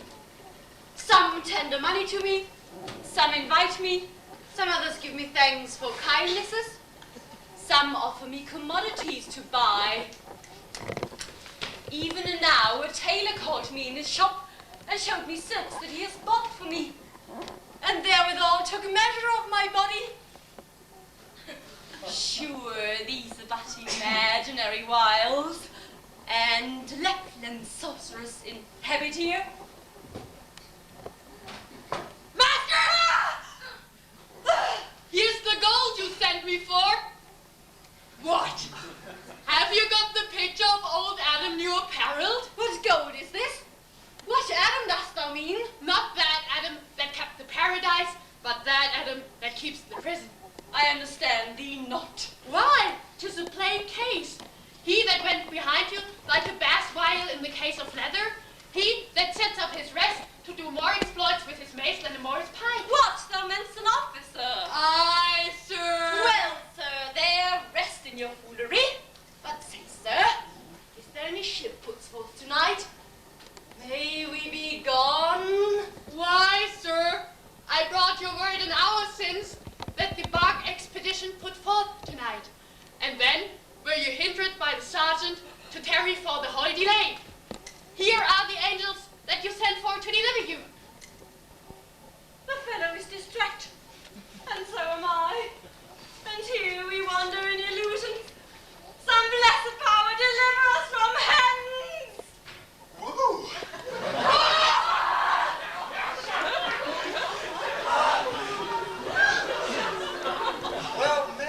Well met, Master Antipholus.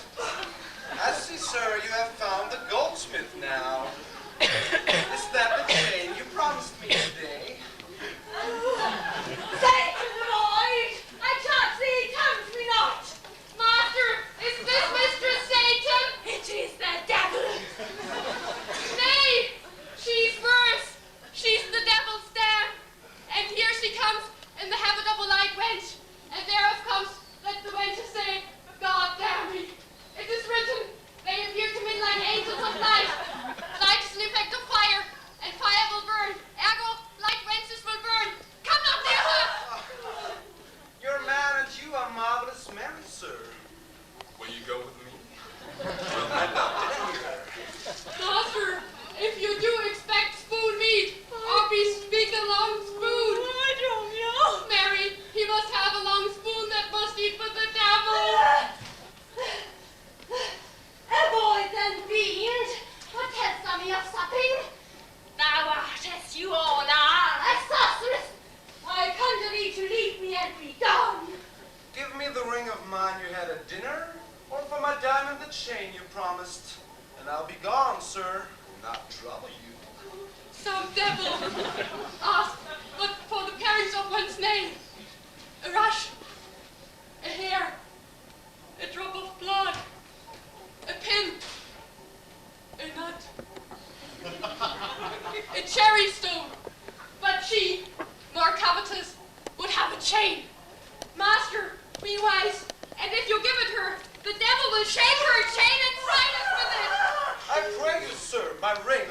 chain.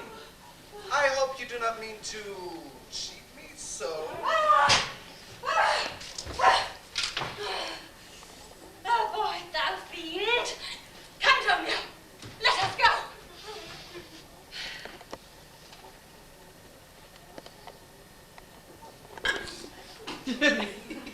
Fly pride, says the peacock. Mistress, that you know.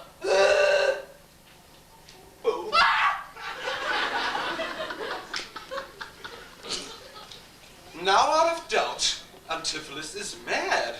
Else would he never so demean himself.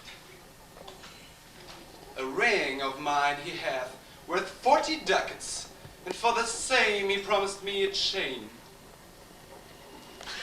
Both one and other he denies me now. The reason that I gather he is mad, besides this present instance of his rage, is a mad tale he told today at dinner, of his own doors being shut against his entrance. Belike his wife, acquainted with his fits, on purpose shut the doors against his way. My way is now to hie home to his house and tell his wife that being a lunatic, he rushed into my house and took perforce my ring away. This course I fittest choose, for 40 ducats is too much to lose.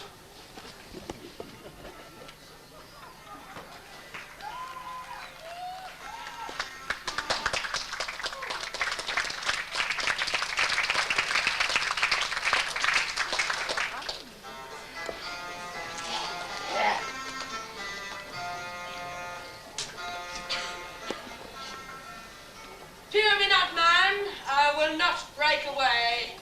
I will give thee, leave thee so much money to warrant thee as I'm arrested for. Money.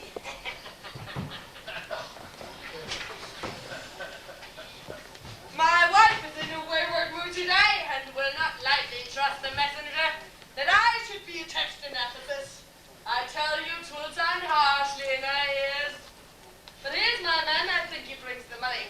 Hello, sir, have you not had any before? Here's the awards, you will pay them all. But where's the money? Why, I gave the money for the rope. 500 ducats, villain, for a rope. I'll serve you, sir, 500 at the rate. To what end did I bid you hide you home? To a rope's end, sir, and to that end I am returned. And to that end, sir, will I welcome you.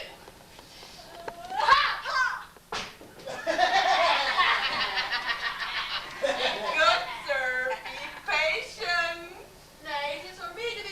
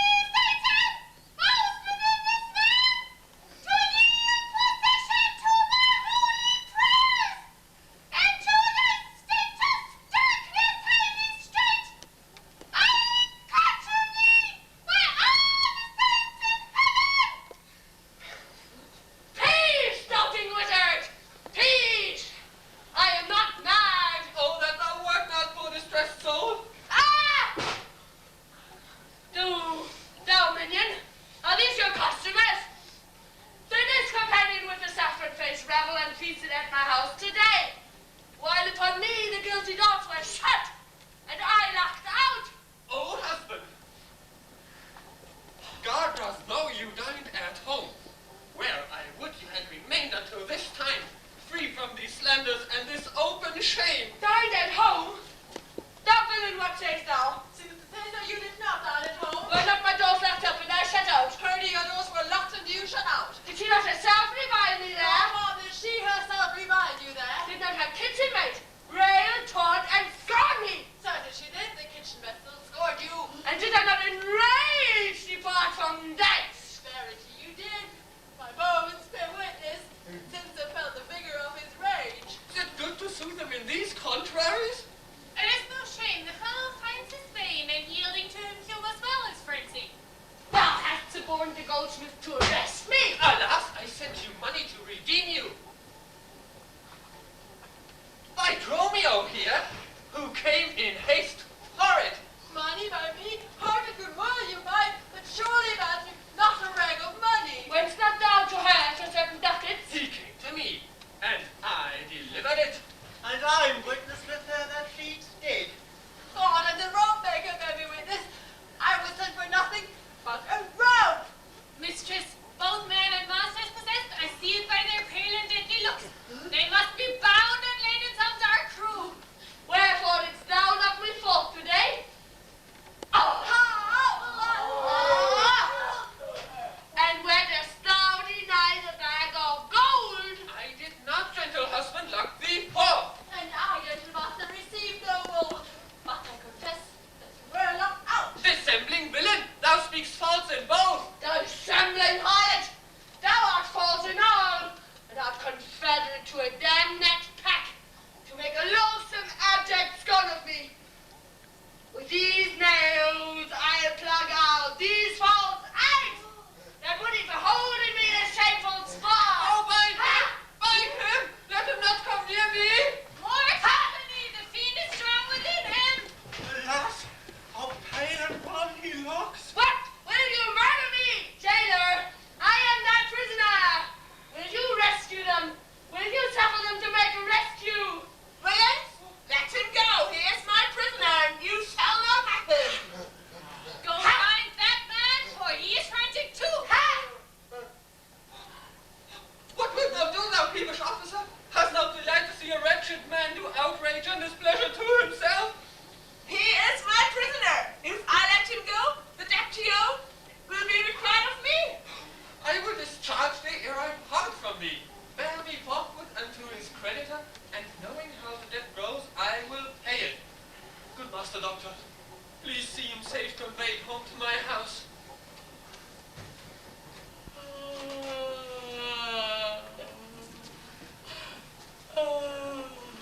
Oh, most unhappy day.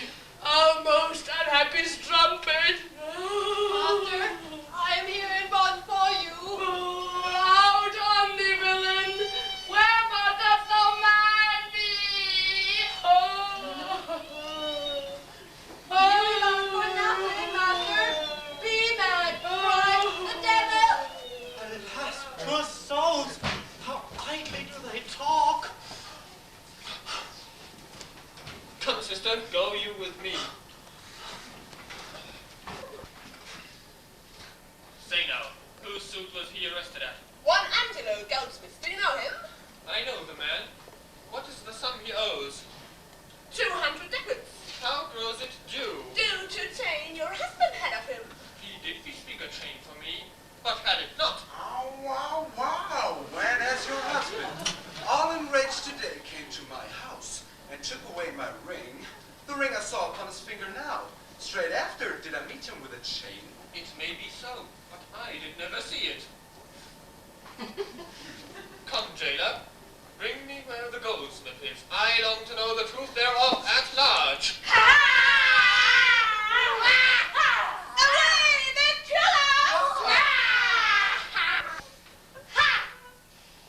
I see these witches are afraid of swords. She that would be a wife nor ran from you. Come to the centaur to get our stuff from thence. I long that we were safe and sound aboard. Faith, master, stay here this night.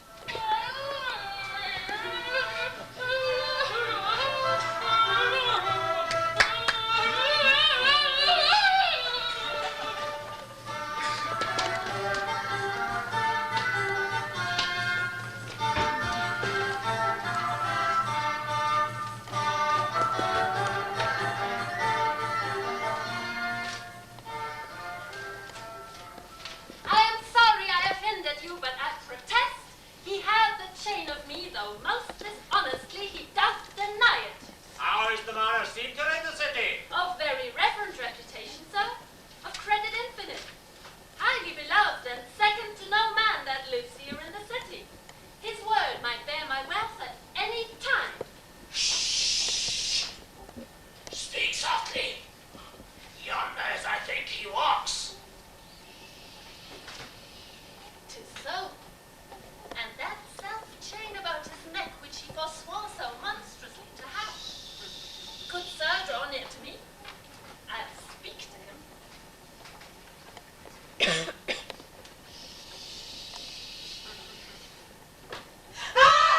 Master Antipholus. Aye, that's my name. I wonder much that you would put me to this shame and trouble, and not without some scandal to yourself, with circumstance and oath so to deny this chain, which now you wear so openly. Besides the charge, the shame, imprisonment, you have done wrong to this, my honest friend.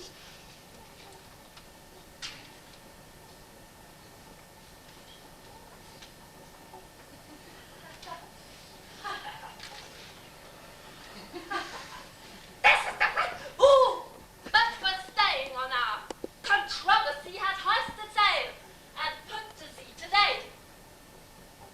This chain you had of me. Can you deny it? I think I had. I never did deny it. Bah! This you did, and forswore it too. Who heard me to deny it or forswear it? These ears of mine, thou knowest, did hear thee. Fire me, wretch! 'Tis pity that thou livest to walk where the honest men resort. Thou art a villain to impeach me thus. I prove mine honor and mine honesty against thee presently, if thou dare stand. I do and defy it.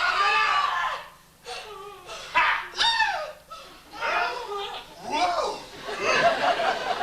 Hold Further not, for God's sake, for he is mad. Some get within him, take his sword away. Find Dromio too. Run, master, run, for God's sake! Take a house! This is some priory!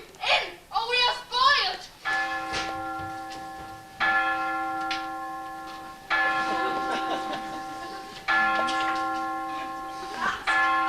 Be quiet! Be quiet! People, wherefore throng you hither?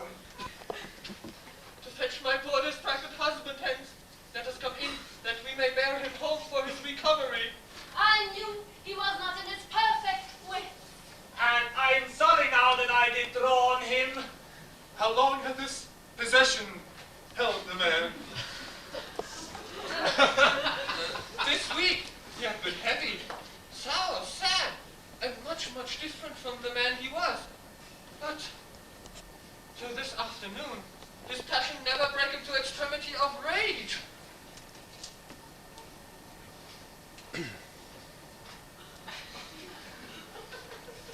Hath he not lost much wealth by rack of sea? Buried some dear friend? Hath not else his eye strayed his affection in unlawful love?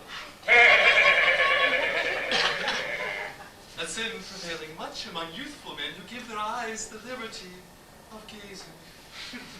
Which of these sorrows is he subject to? To none of these, except it be the last, namely some love that drew him off from home. Oh, you should for that have reprehended him. Why, so I did. Aye, but not rough enough. As roughly as my modesty would let me.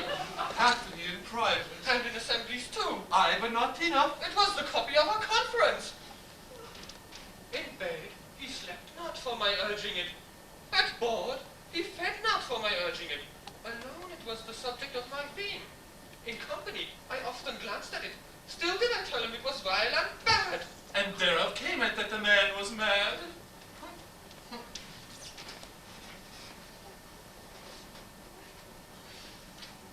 The venom clamors of a jealous woman poisons more deadly than a mad dog's tooth.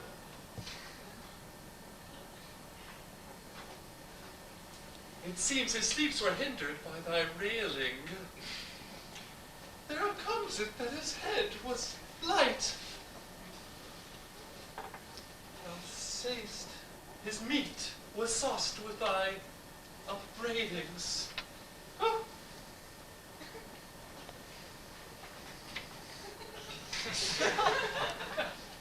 Unquiet meals make ill digestions, whereof the raging fire of fever bred. And what's a fever but a fit of madness? Thou say'st his sports were hindered by thy brawls. Sweet recreation.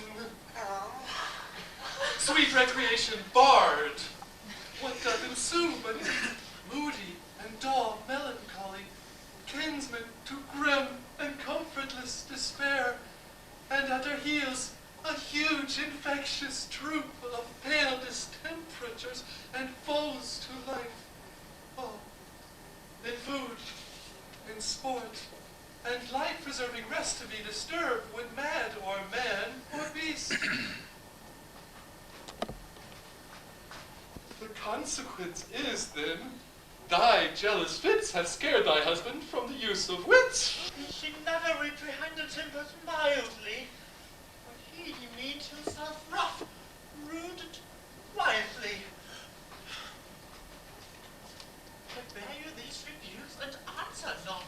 She did betray me to mine own reproof. Good people, enter and lay hold on him.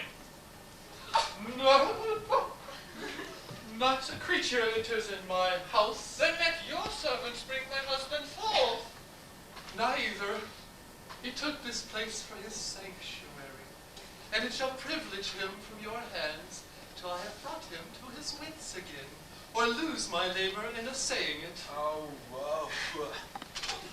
I will attend my husband, be his nurse, diet his sickness, for it is my office, and will have no attorney but myself. Therefore, let me have him home with me. Be patient, for I will not let him stir till I have used the approved means I have, with wholesome syrups, drugs, and holy prayers, to make a formal man of him again. It is a branch and parcel of mine oath, a charitable duty of my order. Therefore, depart, and leave him here with me. I will not hence and leave my husband here, and ill it beseem your holiness to separate the husband and the wife. Be quiet, and depart. Thou shalt not have him.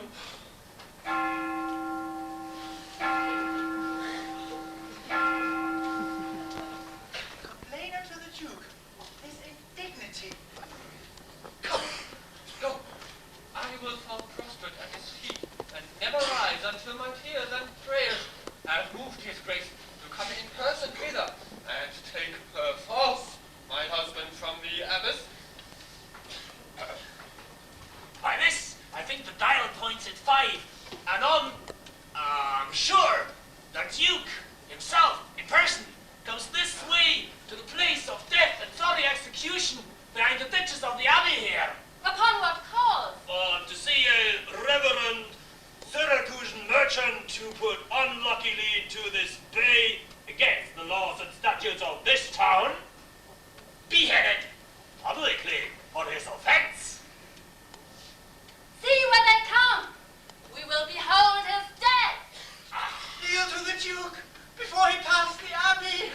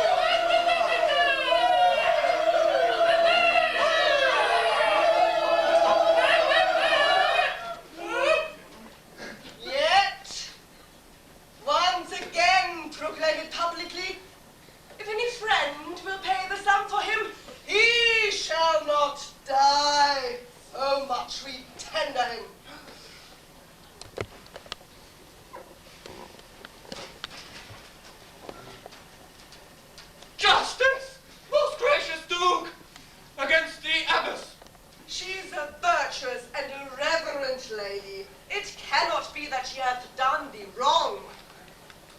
Nay, please, your grace, Antipholus, my husband, who had made lord of me and all I had at your plot, that is this day a most outrageous fit of madness took him, that desperately hurried through the streets with him, his bondman, all as mad as he, their displeasure to citizens by rushing down, and against ring, choke, anything to break his life. Once did I get a bound to set him home, another, what the fellow strong escape, he broke from those that had the guard of him, fled into this abbey here, and here the Abbess shuts the gates on us, and would not suffer us to fetch him out.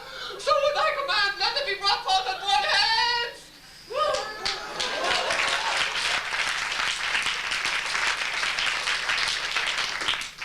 Long since thy husband served me in my wars, and I to thee engaged a prince's word, when thou didst make him master of thy bed, to do him all the grace and good I could.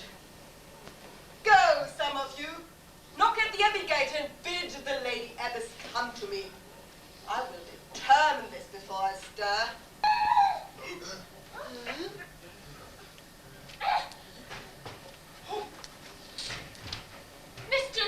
Mistress, shift and save yourself. The master and his men are both broke loose. Beaten the maids around and bound the doctor, whose coat they've singed with brands of fire. And ever as it blazed, they threw on him great pails of powdered mire to quench the hair. My master preaches patience to him, and the while his man with scissors nicks him like a fool. True, unless you send some present help between them, they will kill the conjurer. Oh, peace, fool! Thy master and his men are here, and that is false thou dost report to us. Mistress, upon my heart I tell you true, I have not breathed almost since I did see it. He cries for you, and vows if he can take you, to scorch your face and to disfigure you. Hark! I hear him, mistress. Fly, be gone. Come, stand by me. Fear nothing.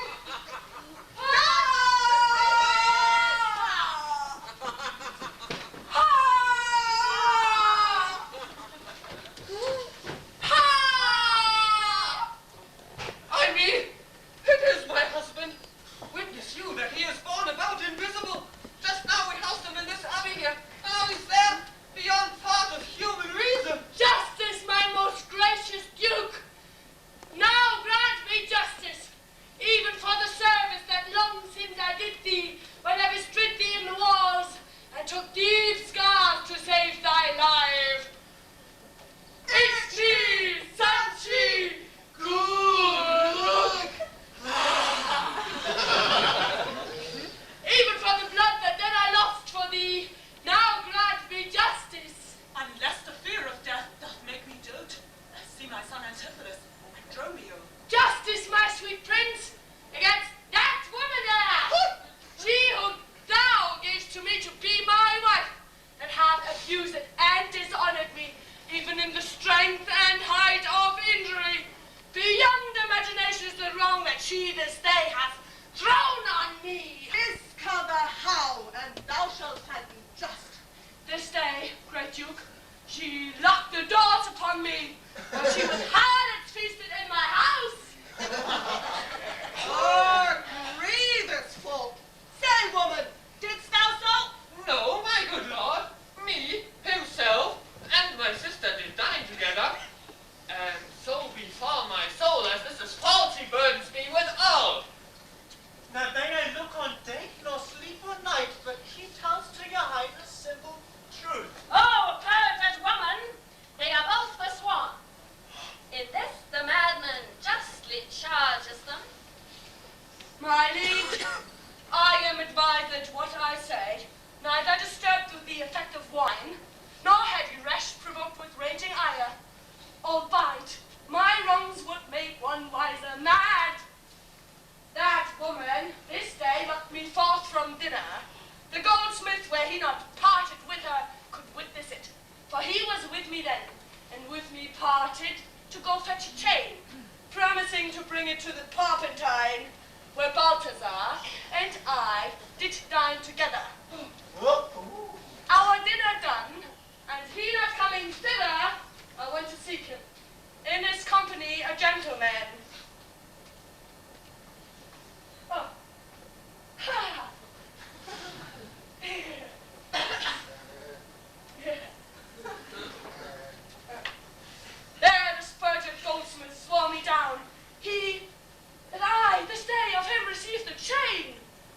but he knows I saw not.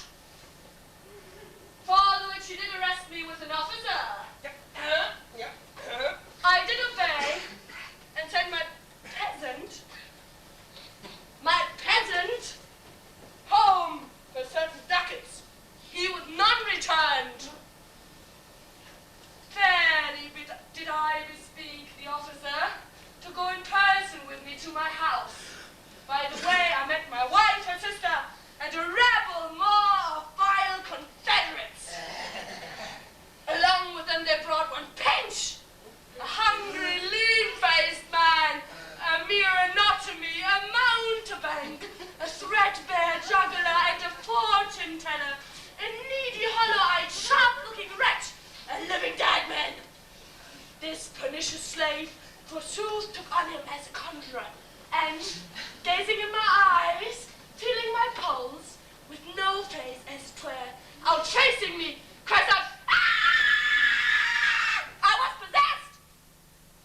For then all of them fell on me, bound me, and bore me thence into a dark and dankish vault, where my bondman and I were bound together, till I, gnawing with my teeth my bonds asunder,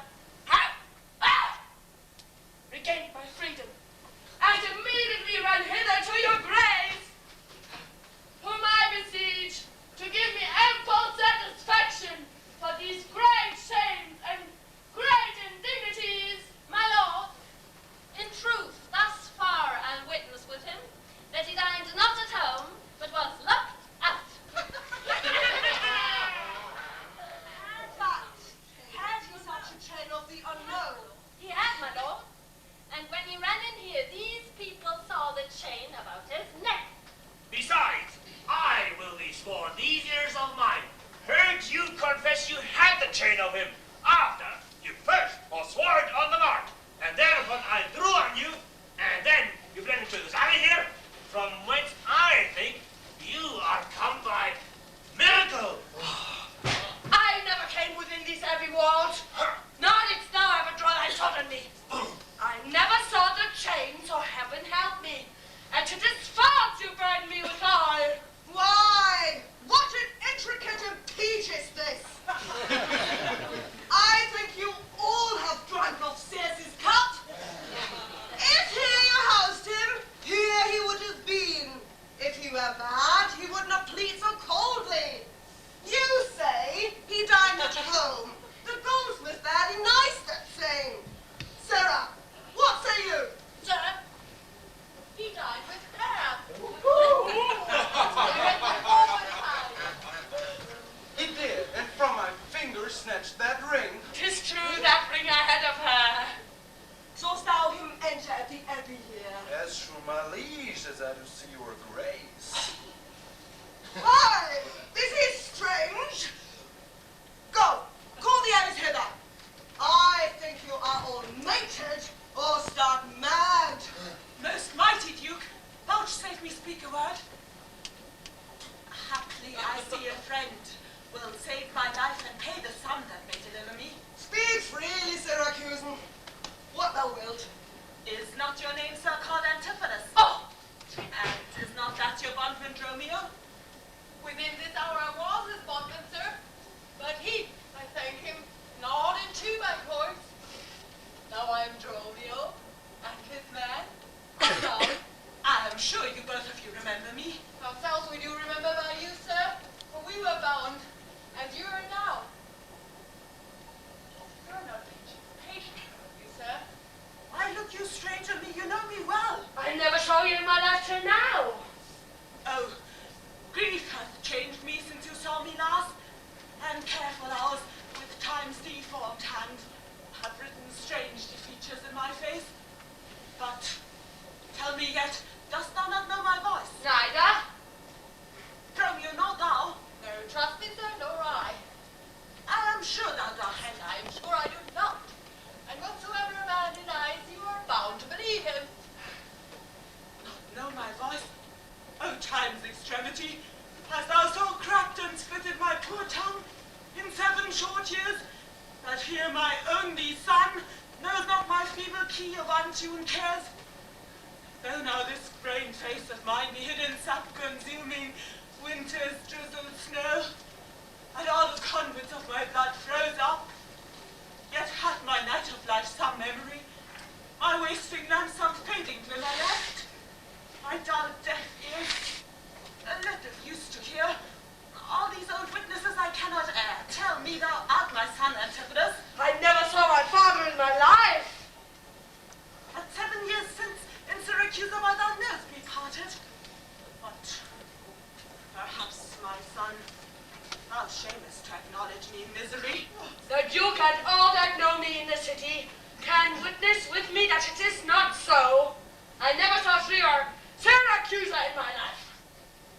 I tell thee, Syracusan, 20 years have I been patron to Antipholus, during which time he ne'er saw Syracuse. I see thy age and dangerous make thee dote.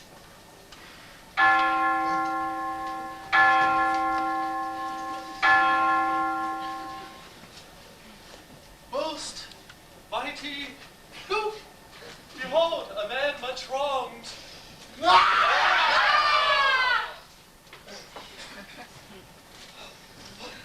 I see two husbands.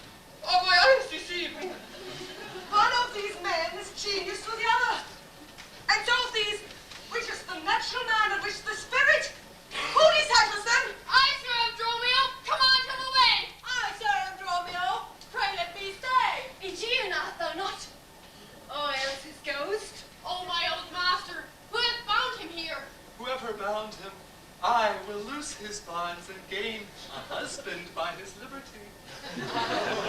Speak, old Aegean, if thou be'st the man that hadst a wife once called Emilia, that bore thee at a burden 2 fair sons. Oh, if thou be'st the same Aegean, speak, and speak unto the same Emilia. Why, here begins his morning story right. These two Antipholus, these two so like, and these two Dromios, one in semblance, beside her urging of her wreck at sea. These are the parents to these children, which accidentally are met together. If I dream not, thou art Emilia. If thou art she, tell me where is that son that floated with thee on the fatal raft? By men of Epidamnum, he and I and the twin Dromio all were taken up. But by and by, rude fishermen of Corinth took Dromio and my son from me. What then became of them, I cannot tell. I to this fortune that you see me in. Antipholus! Thou camest from Corinth first. Not I came from Syracuse. Stay! Stand apart! I know not which is which. I came from Corinth, greatest Duke. And I with him. Brought to this town by the most famous warrior, Duke Menaphon, your most renowned uncle. Which of you two did dine with me today? Aye, gentle mistress. And are you not my husband? No, I say nay to that. So do I. Did she call me so? And this fair gentlewoman here, her sister, did call me brother. What I told you then, I hope I shall have leisure to make good. If this be not a dream I see and hear. Yes, Jane, you had of me. Can you deny it? I think I had. I never did deny it. And for this chain, sir, you did arrest me. I think I did, sir. I deny it not. I sent you money to be your bail. By Dromio here, but I think he brought it not. No, not by me. This purse of ducats I received from you, and Dromio, my man, did bring them me. I see we still did meet each other's men, and I was taken for him, and he for me. And thereupon these arrows arose.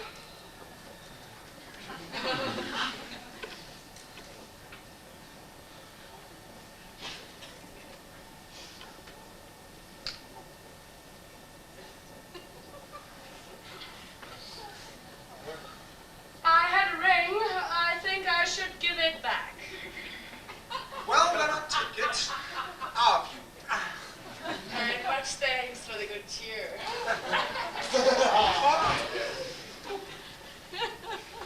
Renowned Duke, vouchsafe to take the pains to go with us into the hall here, and here at large discoursed all our fortunes, and all that are assembled in this place, that by this sympathized one day's error have suffered wrong. Go, keep us company, and we shall make full satisfaction. The Duke, my husband, and my children, both, go, and you, the calendars of their nativities, go all to a gossip's feast, and joy with me, after so long grief, such felicity. With all my heart, I'll gossip at this feast.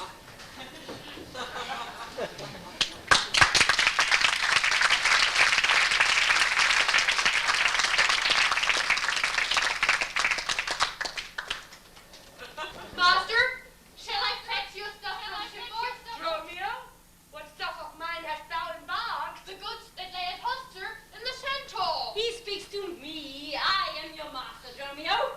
Come, we look to that anon, and raise thy brother there. Rejoice with him.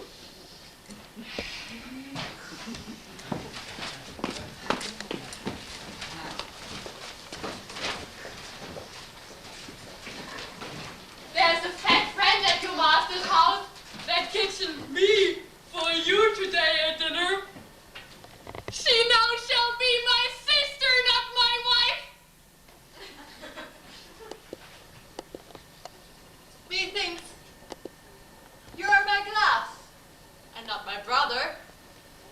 I see by you, I am a sweet-faced youth.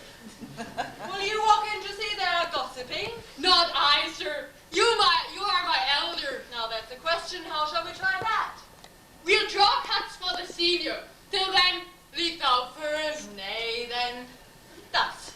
We came into this world like brother and brother, and now let's go hand in hand, not one before another.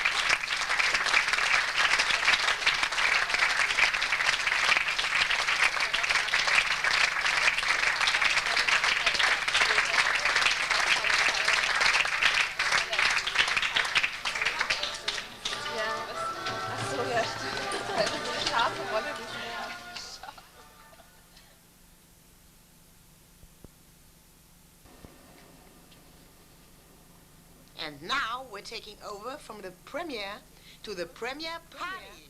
To the premiere. The director. The director mask. 9 o'clock. The director being Center. kissed. 3 o'clock. Mwah. Ah. The director smells. Ah. Good. Auch eine. Oh, I think it's a bad idea to have a Thursday shows because we need to tear down all the stuff. And it's completely hideous. Üblichen Knutschbilder geben? Nein, nicht die Kamera. Reicht das?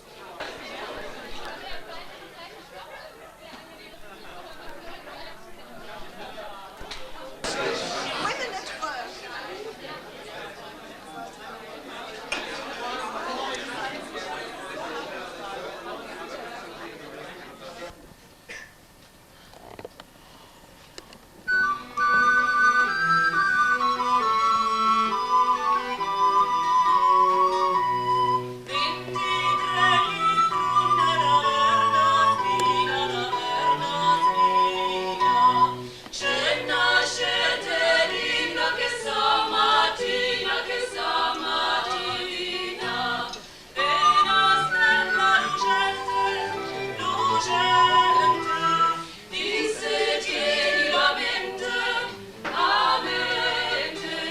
I'm feeling very well.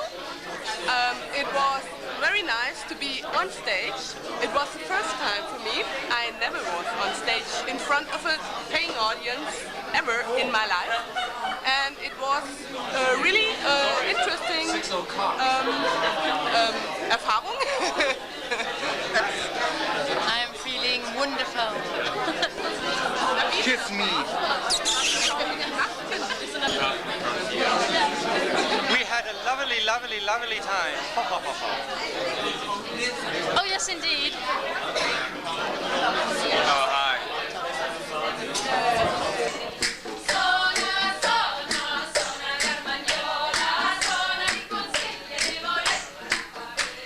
I'm very tired and very sweaty and very after all this dancing, as you can see, but I'm still alive.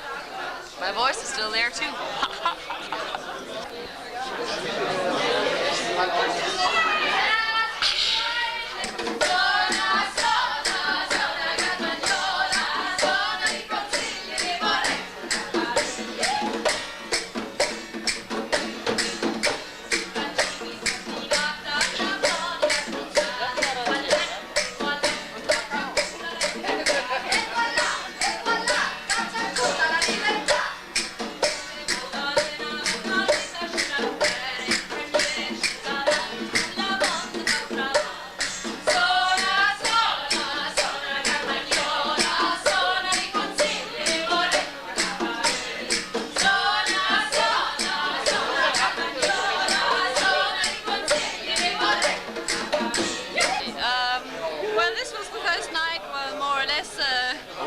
Survived.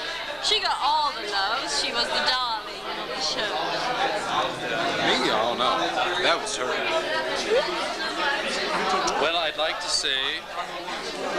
say that this was a comedy of errors, and we were trying our best to do as many errors as possible, and I hope that came across in this performance which you've just now seen, because these errors, forgetting text, standing the wrong way, this is all intended to be exactly the way it was. The audience just didn't understand the higher aesthetic value of our mistakes. Thank you. I feel so horny now, actually. My part is taken over. And now I'm completely different. You are shaved over and over, aren't you? All over. I'm shaved like a commercial is shaved sometimes when Yeah. Yeah, thank you very much for this wonderful speech. Thank you. And here we have the constable himself, Mrs. Egon. Yep, that's me. That's me. That's her. That's me. And she played a wonderful part. Me. Officer. Here you see the two Antipholus from Syracuse and from I came from Syracuse. I came from Corinth, actually, but I live in Ephesus now. I'm married, I don't have children. I have a stepsister who's quite attractive, and I have a very nice... Attractive? Whore! What? What?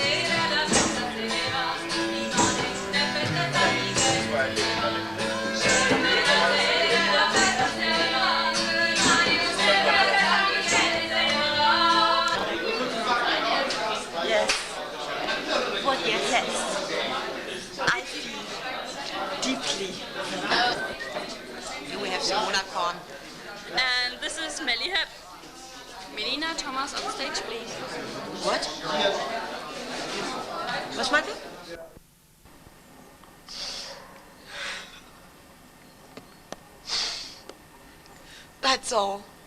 Now this is the end of this wonderful production. Every wonderful thing has to come to an end. And now I have to say my last words about this production. It was a wonderful time for me to accompany these people, these actors, the director, and everyone through this work, and I don't know what to say. And it was a wonderful time for me, and this, I don't know, 10 weeks passed like 10 minutes or so. Bye-bye.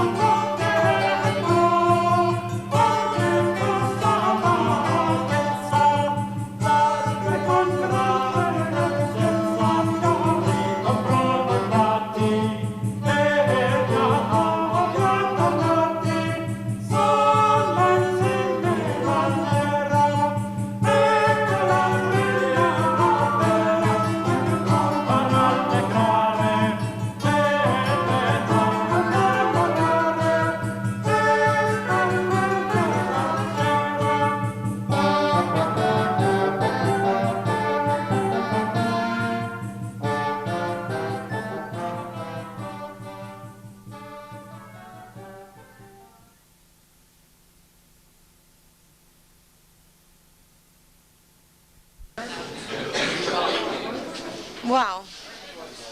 That's it, you know. That's it. It was premiere night. Maybe it's not over. Maybe it's not over, but we can work it out that I say these lines that I say now, I can say it at the end of this evening, you know, because our cameraman can cut everything in the right order, so I can say whatever I want, and he put it in the right order at the end of it. So the premiere night is not over, and I say the premiere night is over, you see? Bye-bye.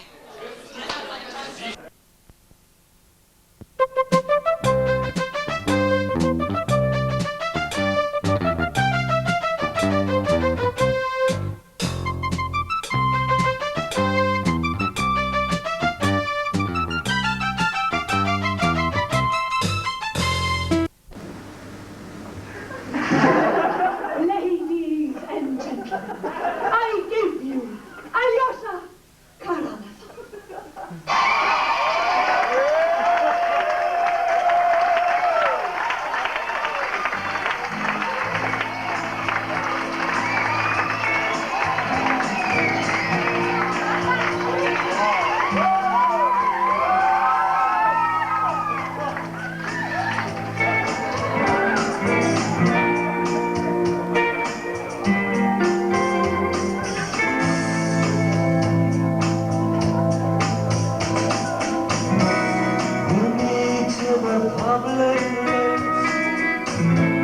I promise to hide my face.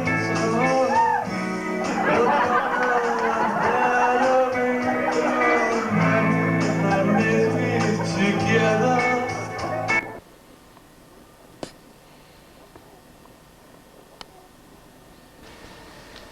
Miss Fairfax. Gwendolen, upon my word. Algy, kindly turn your back. I have something very particular to say to Mr. Worthing. I don't think I can allow this. Algy, you always adopt a strictly immoral attitude towards life. You're not quite old enough to do that. My own darling. Ernest, we may never be married. From the expression on Mamma's face, I fear we never shall. Few parents nowadays pay any regard to what their children say to them. The old-fashioned respect for the young is fast dying out. Whatever influence I ever had over Mamma, I lost at the age of 3. And although she may prevent us from becoming man and wife, and I may marry someone else, and marry often, nothing that she can possibly do can alter my eternal devotion to you.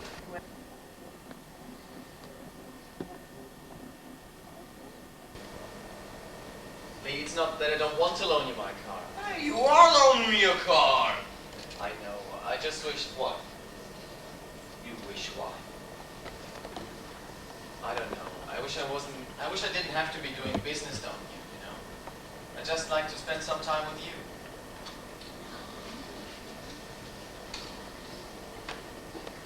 I thought it was art you were doing. Try to get it back here by 6, okay? Hey, no sweat.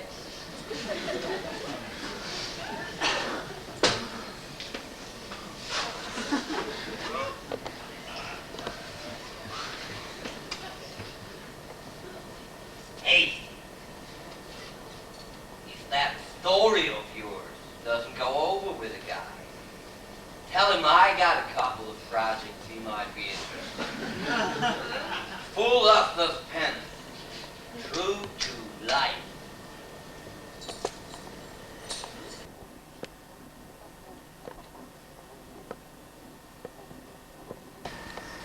What's that you got in your hands? Something I found What? sitting very still at the foot of the holly tree. Show me. Say please 3 times.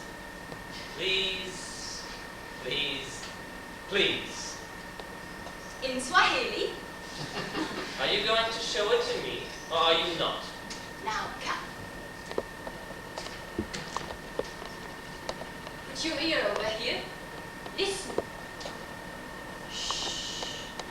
Do you hear it? I think so. Yes. What do you hear? Something. Are you sure? Yes, I'm sure. Show me, Aunt Maggie. All right. Get back a bit. Bit further. Ready? Yes.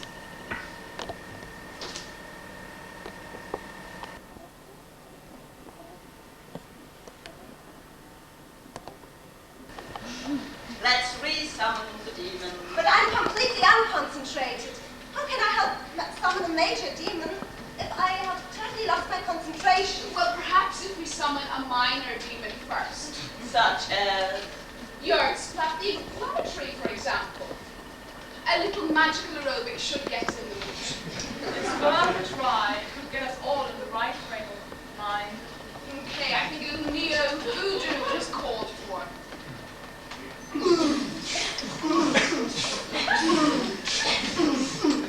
You're Splat, you're a demon from hell, and it's you that we're calling with this spell. We summon you, even though you're a minor, to appear here before us, because we require. We summon you, we won't wait. So get your butt here and don't be late. Yo! Yo! Yo!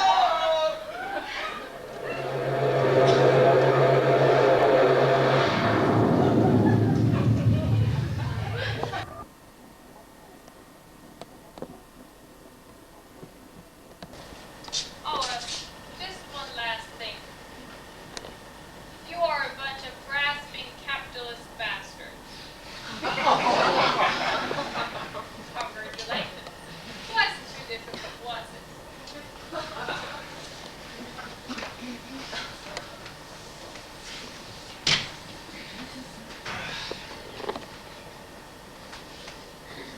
It's not real wealth. That's the point. There is no substance to it. Marion, did I take that money or did I leave it here? Put it under your pillow. Oh, pillow, right, yes.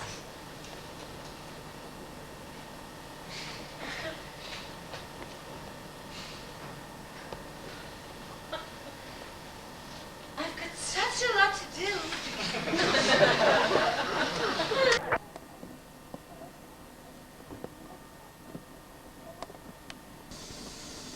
Where art thou, death, thou mighty messenger? Almighty God, I am here at thy will, thy commandments to fulfill. Go thou to every man, and show him in my name a pilgrimage he must on him take, which he in no wise may escape, and that he bring with him a sure reckoning without delay or any tarrying. Lord, I will in the world run over all, and truly search out both great and small. Every man I will be set that liveth beastly, out of God's law, and dreadeth not folly.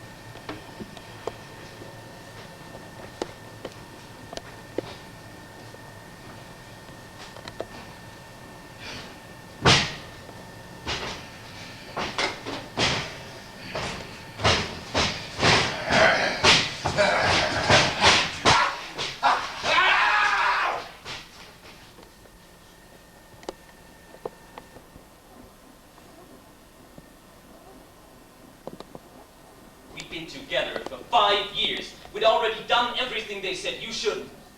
If one of us did have it, if one of us was going to infect the other, it was already done. I was in a panic. I wasn't thinking. Oh, you were thinking about yourself. Yeah, and you. Before we met, I was pretty wild. Boy, you talk about your lists. If I had to, I don't think I could ever remember all the guys I had sex with. You didn't have sex with anyone, buddy, trust me. I laid next to you all those years. Sex is something you don't have. Oh, you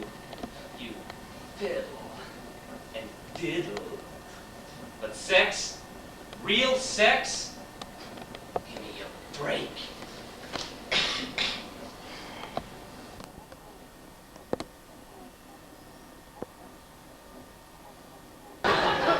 Sir Thomas More, you have been found guilty of the charge of high treason. The sentence of the court is that you be taken to the Tower of London, and thence to the place of execution. And there your head shall be stricken from your body, and may God have mercy on your soul. Amen.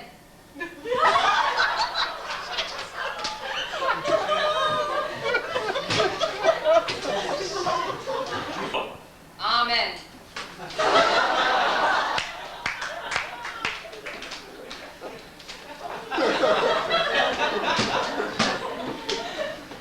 Amen.